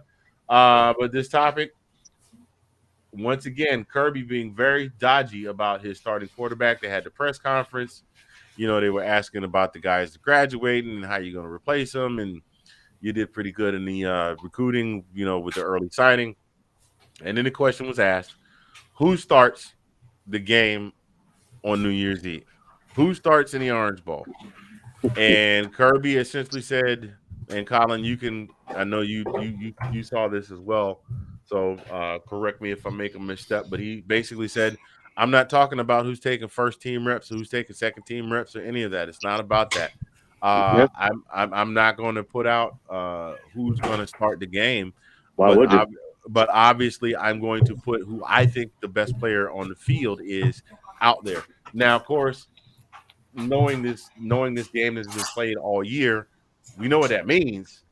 But do we really know what that means? But I'm assuming that most of the fans are going to walk away from that with the assumption that the mailman will get the nod to start the game. Nate, I'm going to come to you first. Your thoughts on that? Kirby Smart needs to figure it out. I think he's stalling. I think he knows. He's just not going to say who it is. Me personally, I think it's the mailman. He starts. I think the mailman has had a good season. He should have been up front, honestly, but I think Kirby's just trying to play mind games. But does he really owe that to the fans? I mean, he's a coach; he can do whatever he wants to the team. Yeah, No, he doesn't owe anything to the fans. I mean, you can say that in NFL basketball. You can say it with any sport. Mm-hmm. It's just a coach knows who he's riding with, particularly coming playoffs. He knows. So I think it to me was more suspense. I should say. Let me say it like that. It was more suspense. He's basically like, you're just gonna have to wait and see New Year's Eve. If you don't like it, excuse my language, but you can kiss my ass. So, absolutely. Yeah, I agree. I got you on that. I don't know. I mean, we've talked for a long time about fan entitlement. We talked about that for several weeks now, and that's been the buzz phrase, the catchphrase in all the groups. Well, Kirby owes it to the fans. No, he doesn't. No, I don't. He doesn't owe you anything. He's a coach. The only people he owes anything to is the folks that sign his check, and that's the athletic department of the University of Georgia. Now, granted, some of that money does come from the boosters, but even then, he doesn't owe you either. The school hired him to coach the team, and I think the reason that he's just kind of hanging on to it is because the fan base has been so doggone divided. If he comes out now and says, "Well, mailman starting," you know what I mean? That's just going to start a whole bunch of mess. But you don't show your hand anyway. I mean, that's every coach. You know what I'm saying? I mean, if there's a question, who's starting, you don't lay it out there, until he walks on the field. I mean, you don't show that hand until that player steps on the field and takes first snap. I agree. I got you. So Sean, what are your thoughts, bro? Yeah, man. Whenever you go to the dance, you dance with the one who brought you. I mean, I don't care what I don't care what we talk about from before. I don't care what I mean, this guy's been in there. You know what I mean?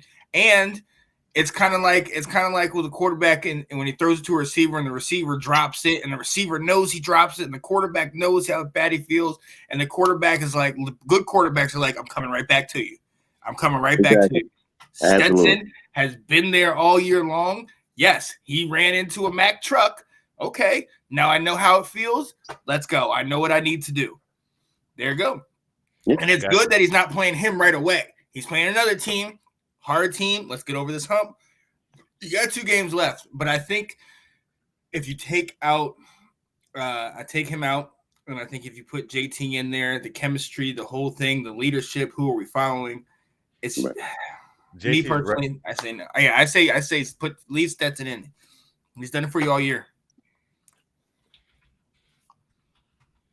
Yeah, you know what? Yeah, I got you, Nate.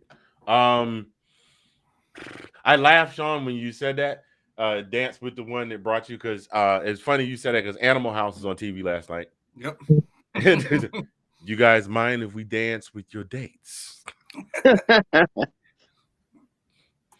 And I was just going to tell you, I was watching, it just ended, but I was watching my cousin Vinny just a minute ago. I was going to put on a screen grab of. Bro, I threw it out there. You missed it before you came on. I threw it out there when we talked about Utah State. Yeah. It's good. I think I get the point. No, I don't think you do, Mr. Gambini. Yep. Hey, I tell you what. I kick your ass, I'll take the money. You got the money? I can get it. Okay. Get it. Then we'll fight. Love that movie. I'll be honest with you, I could use a good ass kicking. Oh man, before we get too far off the beaten path, yeah, I think that it's a little, he's a little crazy like a fox, to be completely honest. Let's there we go. We'll just hide him there because he'll be back in a minute. I think he's a little crazy like a fox. I think every year is a new learning experience for Kirby. Like I said, he's only been the head coach for 6 years. It's not like he's been there, not like he was there for 20 something like Vince. Right. And before everybody and every media outlet and all the fan base felt like they had the right to know all the decisions that were being made in the coaching room. And it's increasingly getting better. I mean, like, honestly, you can see the betterment of the team each year. I mean, it's increasingly getting a little bit better here, better there. But yeah. So yeah, that's I don't know. I mean, I think that Georgia will do very well against Michigan. We'll talk more keys to the game as it gets closer to the game, and I say as it gets closer, like it's months away. It's only like what, in 9 days.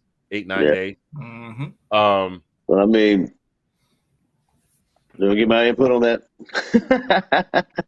Come on with it. I don't know. Go ahead. I'm in agreement. I'm in agreement with everybody. I mean, just like, and I, to be honest with you, I'm so tired of hearing, put JT in, and I mean, and probably like a lot of other fans, quote unquote fans. I mean, the fans are fans of the team, of the players on the field. I mean, you're not rooting for somebody for their downfall. You're not, so you can have your guy put in. It bothers the crap out of me when I read that on. I mean, it is Facebook. People, a lot of keyboard gangsters out there just talk to stuff and they want to talk to your face, and they want a lot of trolls out there, a lot of fake accounts. I mean, to boot. But I mean, yeah, I mean, why would you want to take him out when he's the one that got you there? I mean, of course he had that bad game against Alabama. He was due. I mean, like he was playing. I mean, he was playing really well, football. I mean, of course he's got a problem with underthrowing receivers, but I mean, he's got the wheels. He's actually got.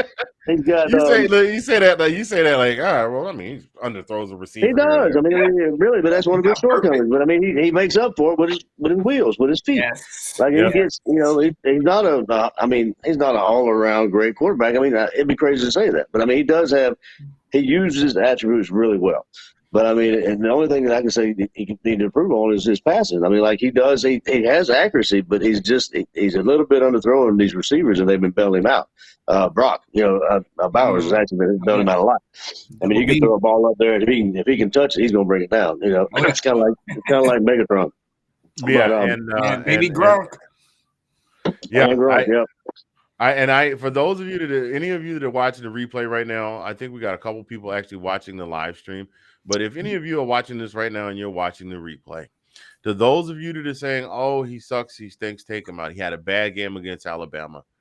How many of you watched the game last night between the Buccaneers and the Saints? Oh yeah. There's a guy that plays for Tampa Bay. He's been playing football for a little bit, and a lot of people regard him as one of the greatest to ever lace him up and set foot on the gridiron. He had a bad game last night. I mean, a bad game. Not a game where they were just losing and he still had a minute and had a chance to win it. He had a bad game last night. He had such a bad game last night that I looked at the clock and saw that there was 2 minutes and some change left in the game, and I said, I don't think that Superman is going to save Lois Lane this time. Yeah. If he can have a bad game, if as Nathan likes to call him Mr. Dimple Chin, or Sean likes to call him Mr. Trophy Thrower, can come in and have a bad game, so can Stetson. Does it suck that it happened in the SEC championship? Absolutely. Does it suck that it happened last year against Alabama? Absolutely. Does it make him a horrible quarterback? Absolutely not. It makes him human. Let me ask you guys this. Maybe I'm asking Collin. I think I know the answer I'm gonna get from you, Anthony. Wait a minute, before you ask your question, did you bring enough of whatever you eating for the I rest was of the gonna say, class? what you chewing on, boy? Huh? Did you bring enough of whatever? I worked 72 hours straight at a home living situation over this weekend. It's the first meal I've had since getting off. Do you, bro? Do you? You are not going to eat me and my sandwich. Sandwich. I might eat the sandwich, but I definitely ain't eating you. That's not first date material, sir. Go ahead and ask your question. See, lay on it. Lay it on the Wonder Bread. All right, I agree. I completely agree about that. Last night was prime example of that. My question is this: so last night, like I talked to you about before, Anthony, Tom Brady lost for the fourth straight time in the regular season to the Saints. Swept last year, swept both times this year. That's 4 in a row? Oh, wow. Yeah, and it was the first time he's ever lost to one team 4 times in a row. That's why he broke that iPad. Yeah. So it makes you wonder, in the regular season, maybe do they have their number? So then it brings it to college. You guys all know what you always put an asterisk next to everything you've done all year, because you said, oh yeah, we're great. Oh, we won this game. Oh, we did that. But we still got to beat Alabama before we get that recognition. We still got to beat Alabama. You get to the game. Finally, you're ready. That happens. Oh, yeah. You've done it before. But is there anything in the back of your mind like, certain teams have other teams' number? It doesn't even matter who's on the team. It's just they have the number. So I don't even want to ask that, but in that comparison with the GOAT in that particular game, it was that. Because how else could we judge that? Yes, they have a good defense, but Taysom Hill is no world beater. You know what I mean? Nah. Yeah. And it's like, the GOAT didn't score. Taysom Hill and the Saints beat the Buccaneers last night and did not get in the end zone not once. Right. Tampa Bay came into that game going, they got no weapons and they got no weapons at receiver. They got really no weapons. They got no weapons in the backfield. Taysom Hill is going to run the ball often and early, and they still couldn't stop him from scoring 9 points. Nor could their offense, even with their weapons hurt, they still had Gronk on the field. Good old Gronk gut bowl. That was not good. 2 teddies. Yeah, right. Yeah, so Sean, to answer your question, I mean, I think that plays a part of it. I mean, maybe it's twofold. I mean, maybe it's like, we had such a good we kind of maybe relied a little bit on our defense too much. Like we thought. I mean, they've had such a huge showing, and they've been so great. Offense has not really had to been used. To your point, you mentioned that the offense hadn't really had to struggle. Playing other teams' defenses because our defense was so good. I mean, that all came into play, and absolutely there's an asterisk by Alabama because I mean they're our juggernaut. I mean, at least the past how many years, Anthony? I mean, like was it gonna be 5 years? We have five not. times We have not beaten Alabama since 2000. And a one and done, right? Stafford was the last quarterback. Yeah, it was a one and done. We beat them the last time we beat them, and then we tried to do the old black jersey thing, and that really worked out well. They beat the snot out of us. But yeah, well, see, we look. We had to. It's something that needs to be borne in mind, not to jump off the beaten path. Something that needs to be borne in mind. Just because we did it and they beat Florida, don't mean it's going to beat Alabama. Because Alabama does. Them guys don't get scared. They wearing black. They wearing black jerseys. That's cute. Right. Yeah. Hey, it worked out. It worked out well. One time we wore them, and then I forget who we played. Florida. But yeah. Because remember, Florida. You're right. Absolutely, Florida. Yeah. Mark Rick made them go out and said, "I want everybody to celebrate after that first touchdown," and they drew all those flags. Yeah. But yeah, I mean, I mean, truth be told, I have one, but I need to burn that thing. I hope they never wear them again. To be honest with you, they look pretty good, but I mean, I'm going to be. I'm ready with a red jersey and the silver breeches is my favorite uniform of all time. The 1980 championship uniform. That's just look to do the same thing Bama does. Wear the same thing. Look, have a white jersey and a red jersey. That's it. Silver breeches. Exactly. Let's go. Yep. To answer your question, though, Sean, do I personally think so? No. Do I think it is something that fans and players are all very superstitious. It doesn't matter. There's a kid right now that won't be setting foot on campus in Athens for another 4 or 5 years, but he's probably been a fan his entire life, and he's probably watched Georgia play Alabama several times. And by the time he gets to campus and gets on the squad, and let it be his freshman year, and he's a starter, and we're playing Bama, the pregame butterflies. Collin, you said you played too, right? For what? What do you mean? Football. Play what? Oh, well, no. Well, remember I told you about it. Yeah, I played midget, Pee Wee League. Yeah, okay. Well, just before the football I was too nice, I couldn't play because I mean. Yeah. Well, the right before the game, you get that little knot in your stomach, like the adrenaline is wearing up, and you get that little knot in your stomach that doesn't go away till you smack pads the first time. Yeah. As imagine that freshman on campus watching the school whose team has beaten his team every time they played for the last, at this point, would be 20 years. God, I hope it's not that long before we beat them. But so for 20 solid years, your team has not beaten this team.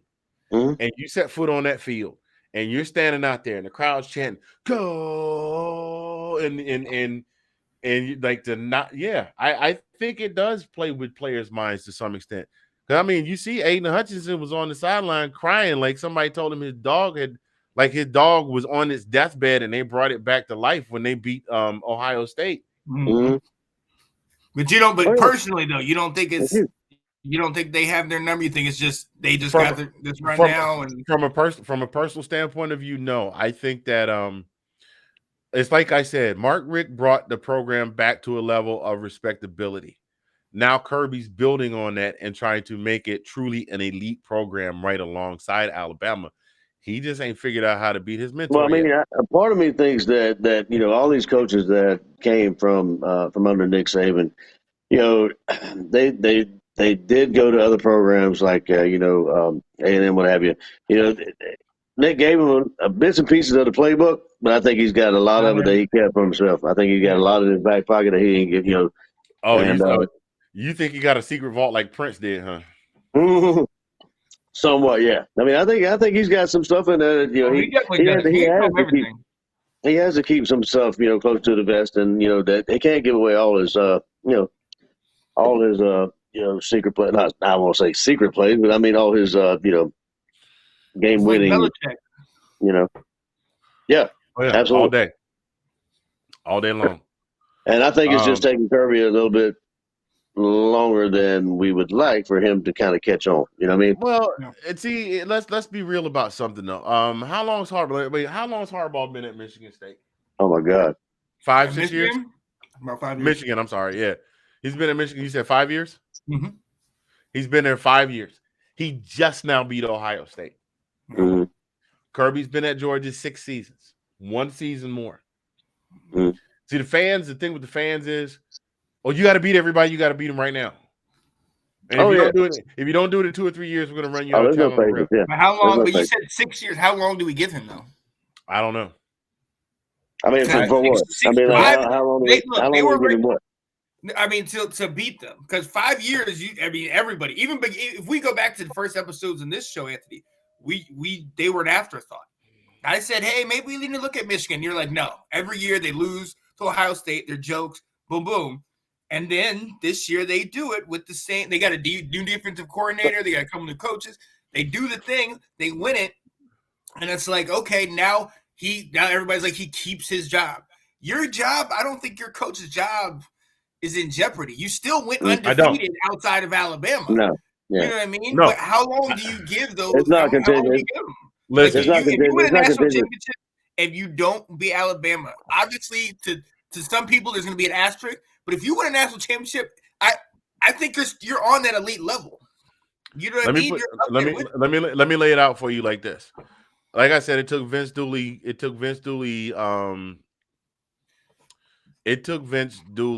18 years to win, 16 to 18 years to win a national championship. Different era. Hold on. You got to put in the eras because don't last that long. I'm going somewhere with this, man. I wasn't finished, man. You go all the way over here. Let him ride the bike. Let me get my ticket to where you're going, and then I'll get there. Tell me, and then I'll come back. I was getting ready to make the point when you cut me off, man. Damn. I'm 52 years old. I'm 52 years old. You know, I walked my black ass out. Let me paint the picture for you. I walked out of picture it, Sicily, 1922. I walked out in the garage to take the trash out yesterday. I took my glasses off. I sat them on the back of the car. Do you know I spent 2 hours looking for my glasses because I couldn't remember that I had put them out there. I forget stuff. Let me make my point. I'm damn near about to forget what I was saying now. I gotta write it down. Anyway, I ain't got no paper. Ain't got no pen paper. Anyway, Vince was at Georgia for a long while before he won a national championship. Once he won that one national championship, he could have coached there for life. Mm-hmm. If Kirby wins that one national championship, it doesn't matter whether or not he beat Alabama. His job will be all right. But if he never beats Alabama, they'll still say, but he never beat Alabama. The fans. Now, is that just with Georgia? Because Ed Odron won a national title a couple years ago, and they kicked his butt out. Huh? That's crazy. Yeah. Ed also had other stuff going on. Yeah, he did have other stuff on the side. It's not like Ed was 100% doing his job, had nothing going on the side, and they just went in a crowd. Very true. It was doing a whole bunch of stuff going on.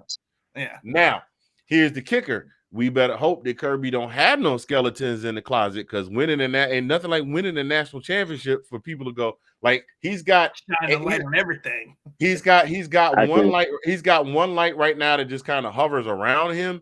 You win that national championship, they putting all 3 spotlights on you. Yeah, you know I'm talking about. I don't think there's gonna be any bones in that closet. You were here. This is where you're at. Oh, I would be surprised. That's where you at. It's all close. I got to get me some of them halo lights, man. I still got the old school joints with the umbrellas. I got one over here and one over here. Hey, but this is my dad. Bless his heart. 82 years old, still grinding. Retired twice and still working, dominating. Finally decided to retire and go back to North Carolina. You know, where he went to the esteemed Chapel Hill, North Carolina. But he got me this ever since I've gotten into doing all this stuff. He got me this mic that I got. I don't use it as much as I would like to. Got me headphones. Got me the whole nine. Just, you know, that's just what he used to do. He was like, I've told you this. He was the Venus flytrap in the late 80s. You know, the late night DJ on the station doing this thing. You know, this is your senior love daddy. He was in editing. He was in everything, man. He did so many things. It's not even crazy. But he gave me that because he was like, your lighting, you got to fix your lighting. I was like, Dad, I don't care. He's like, no, your lighting, get your lighting. So he gave me that. And I was like, all right, bet. But that symbolizes the lights that he's going to have. You're absolutely right. Right now, it's like this.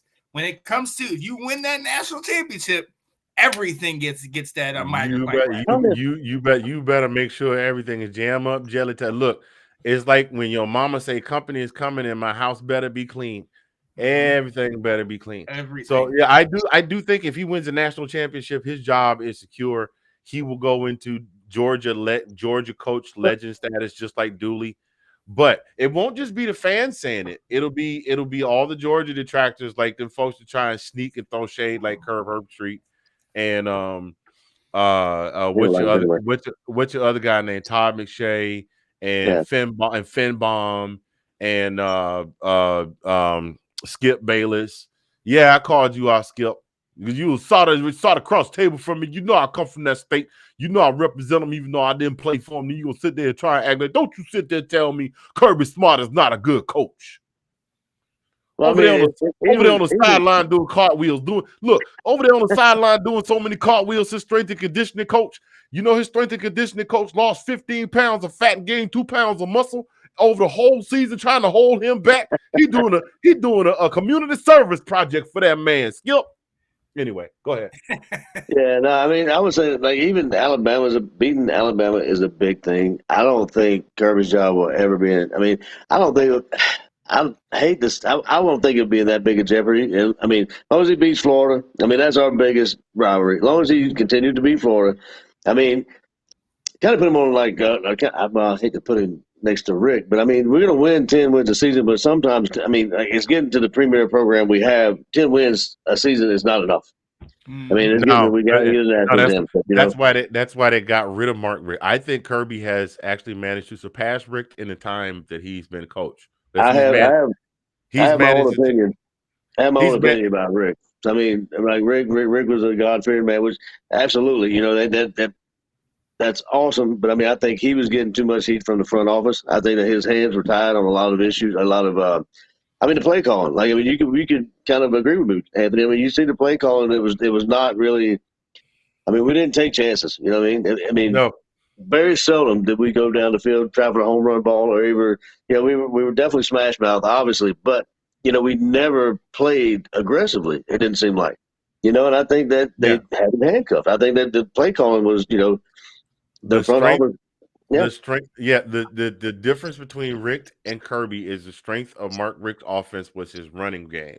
The strength of Kirby's offense is more so the pass game. It's like use the run to set up the pass, but they weren't using they weren't just grinding it out. Like it was not the 3 yards and cloud of dust that went out the window. And the thing, so my thought process is, hands tied or not, just by virtue of the fact that Kirby has taken the team to 4 SEC championships and a national championship game, that puts him in the tier above Kirby. Now and nobody now getting with Vince is nobody's but Kirby's to lose. Absolutely. Yeah. Well, I mean, it just and you didn't see you rarely, like I think probably maybe twice I saw Rick get fired up on the sideline. I mean, oh my God, how many times have you seen Kirby jumping up and down? You have the belt guy, you know, constantly pulling him back. So the fire is totally different between the two coaches. Not to say that the coaching, their coaching is vastly different. I mean, they have a good relationship with the players and that kind of stuff. But it just seems like Kirby has a lot more fire than Rick had. You know what I mean? Mm-hmm. Yeah, absolutely. Well, there's Nate. He made it back just in time. Welcome back, Nate. Did I get him? Wait a minute. I thought I got him. Hey, you guys talk about Bo Nix going to Oregon?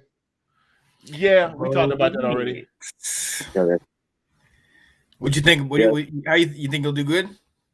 I think so. It's funny. The only reason I brought that up is like the Georgia Bulldog group that me and Anthony are part of. Somebody said that they worked with a guy that said he was a Georgia fan but had on an Auburn shirt.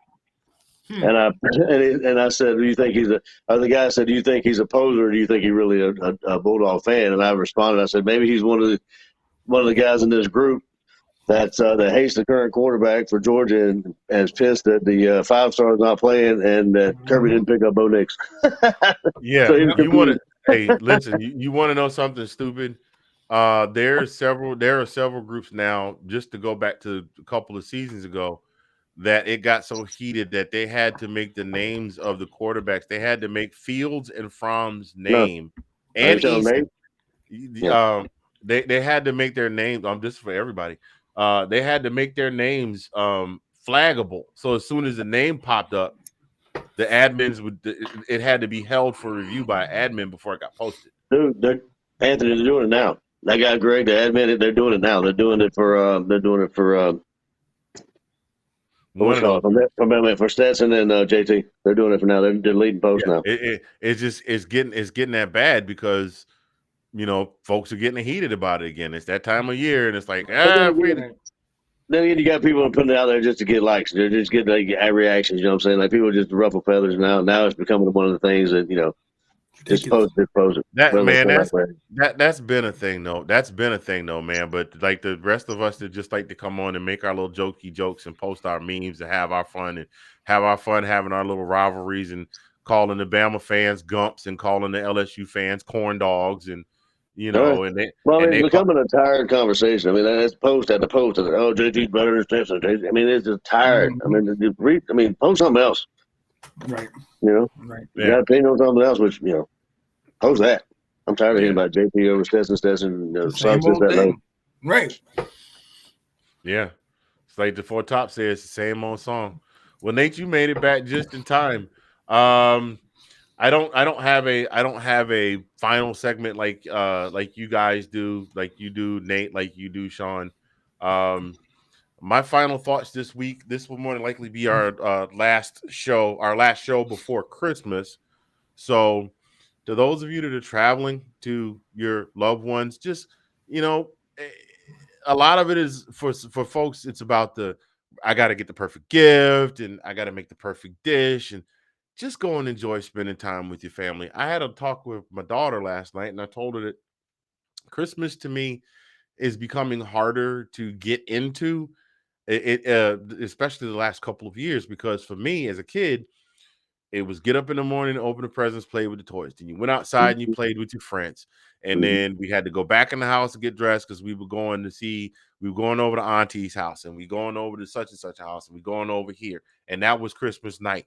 And then the next day, then we kind of got to hang out with the friends. And then like on the 27th, we get in the car and go see my grandparents my grandmother who lived up near Atlanta. And that was where all the cousins and all my mom's brothers and sisters congregated. And we got to see them and just being out of school and being able to sit and sit in the house and do nothing or go hang out with your friends or whatever, just during the holidays and just have that break from school and just enjoy being around the people that you care about without having to do it at school, at your part-time job, stuff like that. And, now here I am as a middle-aged man who has now 3 sons that are adults that no longer live in the house, two of which live on the East Coast that I don't get to see or talk to on a regular basis because they don't live here. I mean, I talk to them, but, I don't see them on a regular basis. So matter of fact, I haven't seen the boys on Christmas. It's been a long time since I've seen the 2 older boys at Christmas. So just take the time while you're with your family. Stop worrying about I didn't get you your gift and it's going to be later. Stop worrying about who made the tater salad or why so-and-so brought that person and we know they dating, and just stop calling them your roommate. Don't worry about none of that stuff. Just take the time and appreciate your folks while you got them, because they could go to sleep that night and not wake up tomorrow. So just take this holiday season, hug the people you love, pick up the phone if they're not in the proximity where you can see them or you're not in the mood, not of a ability to go see them because of COVID. Pick up the phone and call them, say, hey, I love you. I'm thinking about you. And, you never can tell. You might wind up having 30, 40-minute conversation, but just take that time this holiday season and let folks know that you think about them. And that's what I got. Collin, I'm just gonna come to you. We just go. Yeah, no, I mean, I appreciate you saying that. Yeah, I mean, I'm actually having a whole lot of fun with. I have an 11-year-old son, and you guys all. I mean, those Anthony, those that have kids, and appreciate that. I'm having fun getting up in the morning and watching him open the presents, that kind of stuff, kind of living through him. What we used to do, and then going along what you were saying, Anthony. It kind of brings me back. I'm an older, middle-aged man myself, but it just really brings me back to the simpler times. And this COVID stuff is really, really just kind of threw a wrench in everything. But like you said, you enjoy the time with people you love, and throw all that unnecessary stuff to the side. Just enjoy the people that you see, and that and basically, yeah, like you said, you never know how long it's going to be, so you may be the last time you see them. But yeah, and be safe as well. So, on you, Nate. Well, two things. I said it on my podcast that I will be debuting here on Melon next episode. So I just want to put that out there. But no, I'm on the same boat as you guys. For me, last 2 years, honestly, like I really haven't been in the holiday festive mood. I've, with the pandemic and going through things personally outside of YouTube and different things like that. I think as you get older, there's something called life, and the holidays for me is a good way to kind of sit back and reflect on the things that God has given us as individuals, particularly in the midst of this pandemic.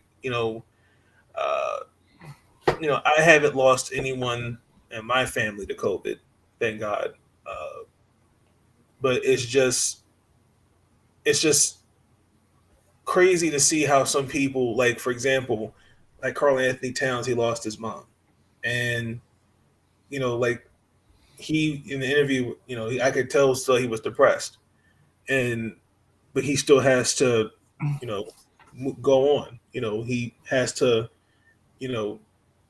understand that, she's gone, and, it's going to hurt him. But I think it is, you just got to just appreciate life. Life is very precious. Tomorrow's never promised. That's why I thank the Lord every day for allowing me to wake up and for waking me up and allowing me to see another day, and just the blessings that He's given me. And I hope that with this in the midst of this season that we're in, that we just continue to just reflect, and just the good things are coming. That's right. And Nate, not to interrupt you, but I mean, I always say, as long as I wake up and I'm vertical and I'm breathing, I don't really have too much to complain about. You know what I mean? Yeah. Because there's somebody somewhere else hoping for something that you got, because you live and they ain't. So yeah. And Sean, as a man that inspired yours truly to take this journey in the sports podcast, and I give you the distinct honor of giving the last word for this episode, sir. Yeah, no, this is honestly, for me, this is the best time of the year. I piggyback on everything you guys said, but this is my favorite time of the year. I mean, you have football on every single day from today until New Year's Day. Some sort of college game is on. NFL games are playing. I mean, unfortunately, with COVID and everything, they're playing Tuesday, Wednesday, Monday, Tuesday, and some Saturday games and this and that. But there's so much football on right now. I absolutely love it. Can't wait to watch it. Especially you talk about being depressed and down. If you're with family, I mean that's obviously one of the biggest things that my granddaddy we used to always do. Mom, grandma, and all them cook. We'd be sitting there and watching every college football game, getting into every program. Yes, sir. That's what it is. And and we can actually talk about it and work through the games and actually, you know what I mean? That's why I take this a little bit more seriously, because it's just, every one of these guys, all these different players, this is their shot. This is their one moment, that the one time a year they might get seen. They have one shot. I'm not getting into Eminem or anything, but I mean, sometimes they got that one. I was just getting ready to say that. I know it. I knew where it came in my head. I said, nope. Just don't eat that spaghetti. That's it. But that's why spaghetti. Okay. That's why I love this. That's why I don't want it to. That's why I think we need. I'm all about the 12 bowl system, but I gotta have the bowls because some of these kids and their families that come out to one game, they come out to one situation, and this is it. This is their opportunity to see Wyoming and UTSA or Georgia State, Memphis, all these random teams that no other time we would watch. I love it, but obviously it's very, very bittersweet because this also signifies the last 2 months of football. February will be the end. January is the end of college. So, and that's when it's not, Sean, would you say you're a more college football fan than an NFL fan? Yeah, yes, because there's more and it's more open. I was going to say that the reason I am too, because there's a lot more that they play for. I feel like the kids play because they're trying to get to that next level, and there's more. They play with more heart, and not to say the NFL players. I mean, they get paid and that kind of stuff. I don't want to say they don't play as hard, but these kids are. That's why I like college football because these kids are trying to make a name for themselves. I mean, I agree. One of my favorite things is rushing the field. You see a team upset somebody. You see a team that's got their first bowl victory. You see a team and the kids rush the field. That moment for those guys might be the best thing that they've ever experienced. That one shining moment, very well could be. So these things, this time of the year is absolutely amazing. I love it, and you also get to see a lot of different kinds of football. That's why I like college because the NFL, you got the shotgun, you got some spread, you got some I-form running teams, you got some. Yeah, it's more predictable. We can really spot it in the NFL. College, man, you got some of these teams doing all this other funky stuff, and it's like, wow, man, I love this, man. I remember talking to my granddaddy, you'd be like, yo, they have 6 wide receivers on the daggone field. Like, how does that work? And how and then that's when I inadvertently got the Steve Spurrier. Steve Spurrier does that. But he doesn't like to start black quarterbacks. That's when your granddaddy's from the South. You know what I mean? There you go. Yeah, I got you. Them old black Southerners. So, but I hear you. But he taught me up on it's so wide open. And like you said, Collin, all these kids, they're all trying to get to a next level, be it a starter, be it a top tier pick. Be it just somebody that gets playing time, they just want that one opportunity to do it. And it's the ultimate opportunity time. Like I love it. Well, that time to shine, yes, sir. Thank you very much, Mr. Godale, for letting me come up here and shake your hand. I just happy to be here. I will be more than happy to be the water boy. I will carry the clipboard. I'm gonna wind up being the third string quarterback. I will gladly sit on that bench for $1 million a year. Yes, I will. Thank you, Jesus. Mm-hmm. I wouldn't bet now, dude. They pay me $1 million to sit on the bench. I'd ride that thing all day. Give me $1 million. I was sitting at home 2 days ago, wondering whether or not to declare for the draft, and then something spoke to me and said, you need to do something about your situation. And I said, I didn't even know what the situation was. And then I decided to go down the street to the store and get me a pop at the 7-Eleven. And I realized when I put the key in my ignition and turned the ignition, there was no gasoline in my car. And that said, thank you, Holy Spirit. And I immediately called my agent and told him to put my name in and now I'm going to be sitting on the sideline wearing that little visor with that headphone, walking around doing this behind the coach, holding the clipboard. Look, and I'm telling you, with $1 million in my pocket. Hallelujah. Won't he do it? I almost changed positions in college once I realized I wasn't going to be able to play running back and I wasn't fast enough to play corner. A coach actually said, well, you could try out for special teams. Do you know how to kick? And I actually sat there and thought of that, like, man, if I could just make the team kick and I could get on somewhere. Team kick it or something. You saw the Panthers yesterday. They didn't have a kicker. If I could get it there, if I can kick a field goal. Look at Goggles, man. Look at old Blankenship. Rodrigo. That boy's making a lot of money. I'm telling you, man. Rodrigo making plenty of money. He's making some serious cash. Look. I know what your favorite scripture is, but I'm gonna switch it up, Sean. Say, I don't have to be able to see Jesus if I could just reach out and touch the hem of his garments. We gotta tell him no weapon. He said, if I could touch the hem of his garments. Yeah, let him know, man. Ain't no weapon formed against these shall prosper. And then Jesus knew that he had been touched, and he got a little P Diddy on him. He turned around and said, "Wait, hold on. Who that? Don't be getting no fingerprints on my Yeezys, dog." Oh. Anyway, in the ghetto scriptures. yes, bro, we could write a whole bunch of them. I think we need to do a compilation of past. No, we ain't gonna do all that. That's a lot of researching. But knowing you, Sean, to have one tomorrow, be like, "Yo, bro, I got all your past and handy stuff. Send me the stuff from the show today." What? I didn't sleep. I worked 72 hours. I got food. I drank a cup of coffee. I'm wired. Don't touch my sandwich. My sandwich. Don't pull back. Killed it on the show. That ain't what he said. He said, "You're not eating my sandwich or me." And I was like, "Wait a minute. Wait a minute." I said it's Kevin Hart. Wait a minute. I didn't say for me. I said it's for me. That wasn't what I heard. I'm sorry. Yeah, I know where your head is at, bro. You know where that head is. That's funny. I was wondering why you said that. I was like, okay, is that just another joke? But it makes sense.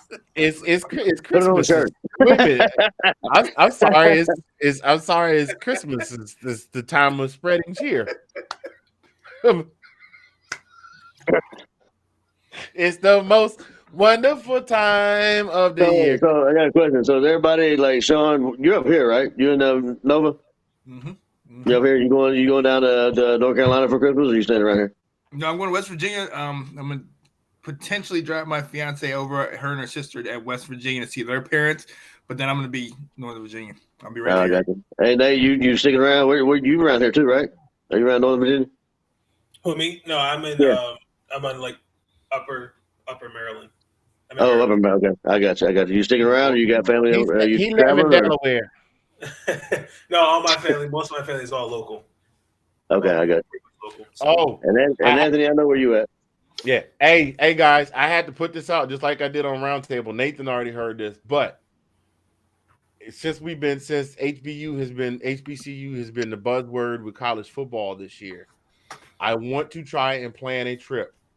COVID is the key. This whether or not we can make this happen. I would like to try and plan a trip to Savannah State University for Savannah State 2022 homecoming.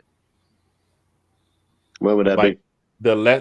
It's normally in October, not like late October. I want to start with like this week in SEC. Let's talk football. Washington Football Weekly Roundtable. Nate, did your face freeze? No. Okay. I'm just listening. And also let's talk fantasy football. Although Sean said I might have to put a leash on Bobby. But you have to put at least a lot of them, man. I'm you just really, saying. You want to bring it in, man. Know your crowd, man. You know the way I talk. I don't have a lot of friends. Listen, you know what though? I love Ab to death. I think Ab will be just fine. You know what I'm saying? Nobody was saying Ab. Ab will be perfectly fine. There's a reason why I don't have everybody on every show. It's like that. Not everybody. Oil and water don't mix all the time. Well, then why don't some of them group chats? Okay, well then why don't we just keep it right here? Okay, we go this week in SEC Roundtable. Let's talk football. Nate, that's like 9 of us. How we getting there? We gonna drive? We gonna fly? What we doing? Yeah, man, I ain't saying not a damn thing about no road trip. You laying out all the details. I'm trying to get time to figure out what we're doing. Man. What's up, man? Y'all grown. Y'all all got jobs just like me. I'm just saying it's more of a. They got nothing to do with us getting down there, dude. Got not a damn thing to do with it. Before it started. Yeah, there we go. Touche. Get a rickshaw. We're gonna go down for 95. Touche. Be like, hey, I'm here. Are you here? Yeah, you're here. Well, where's everybody? Y'all in for some fun. I'm telling you, y'all go. Yeah, trust me. There we go. Y'all gonna be waiting on the side of I-95, waiting on me, and I'm gonna come riding up like Vivica Fox driving that truck at Independence Day.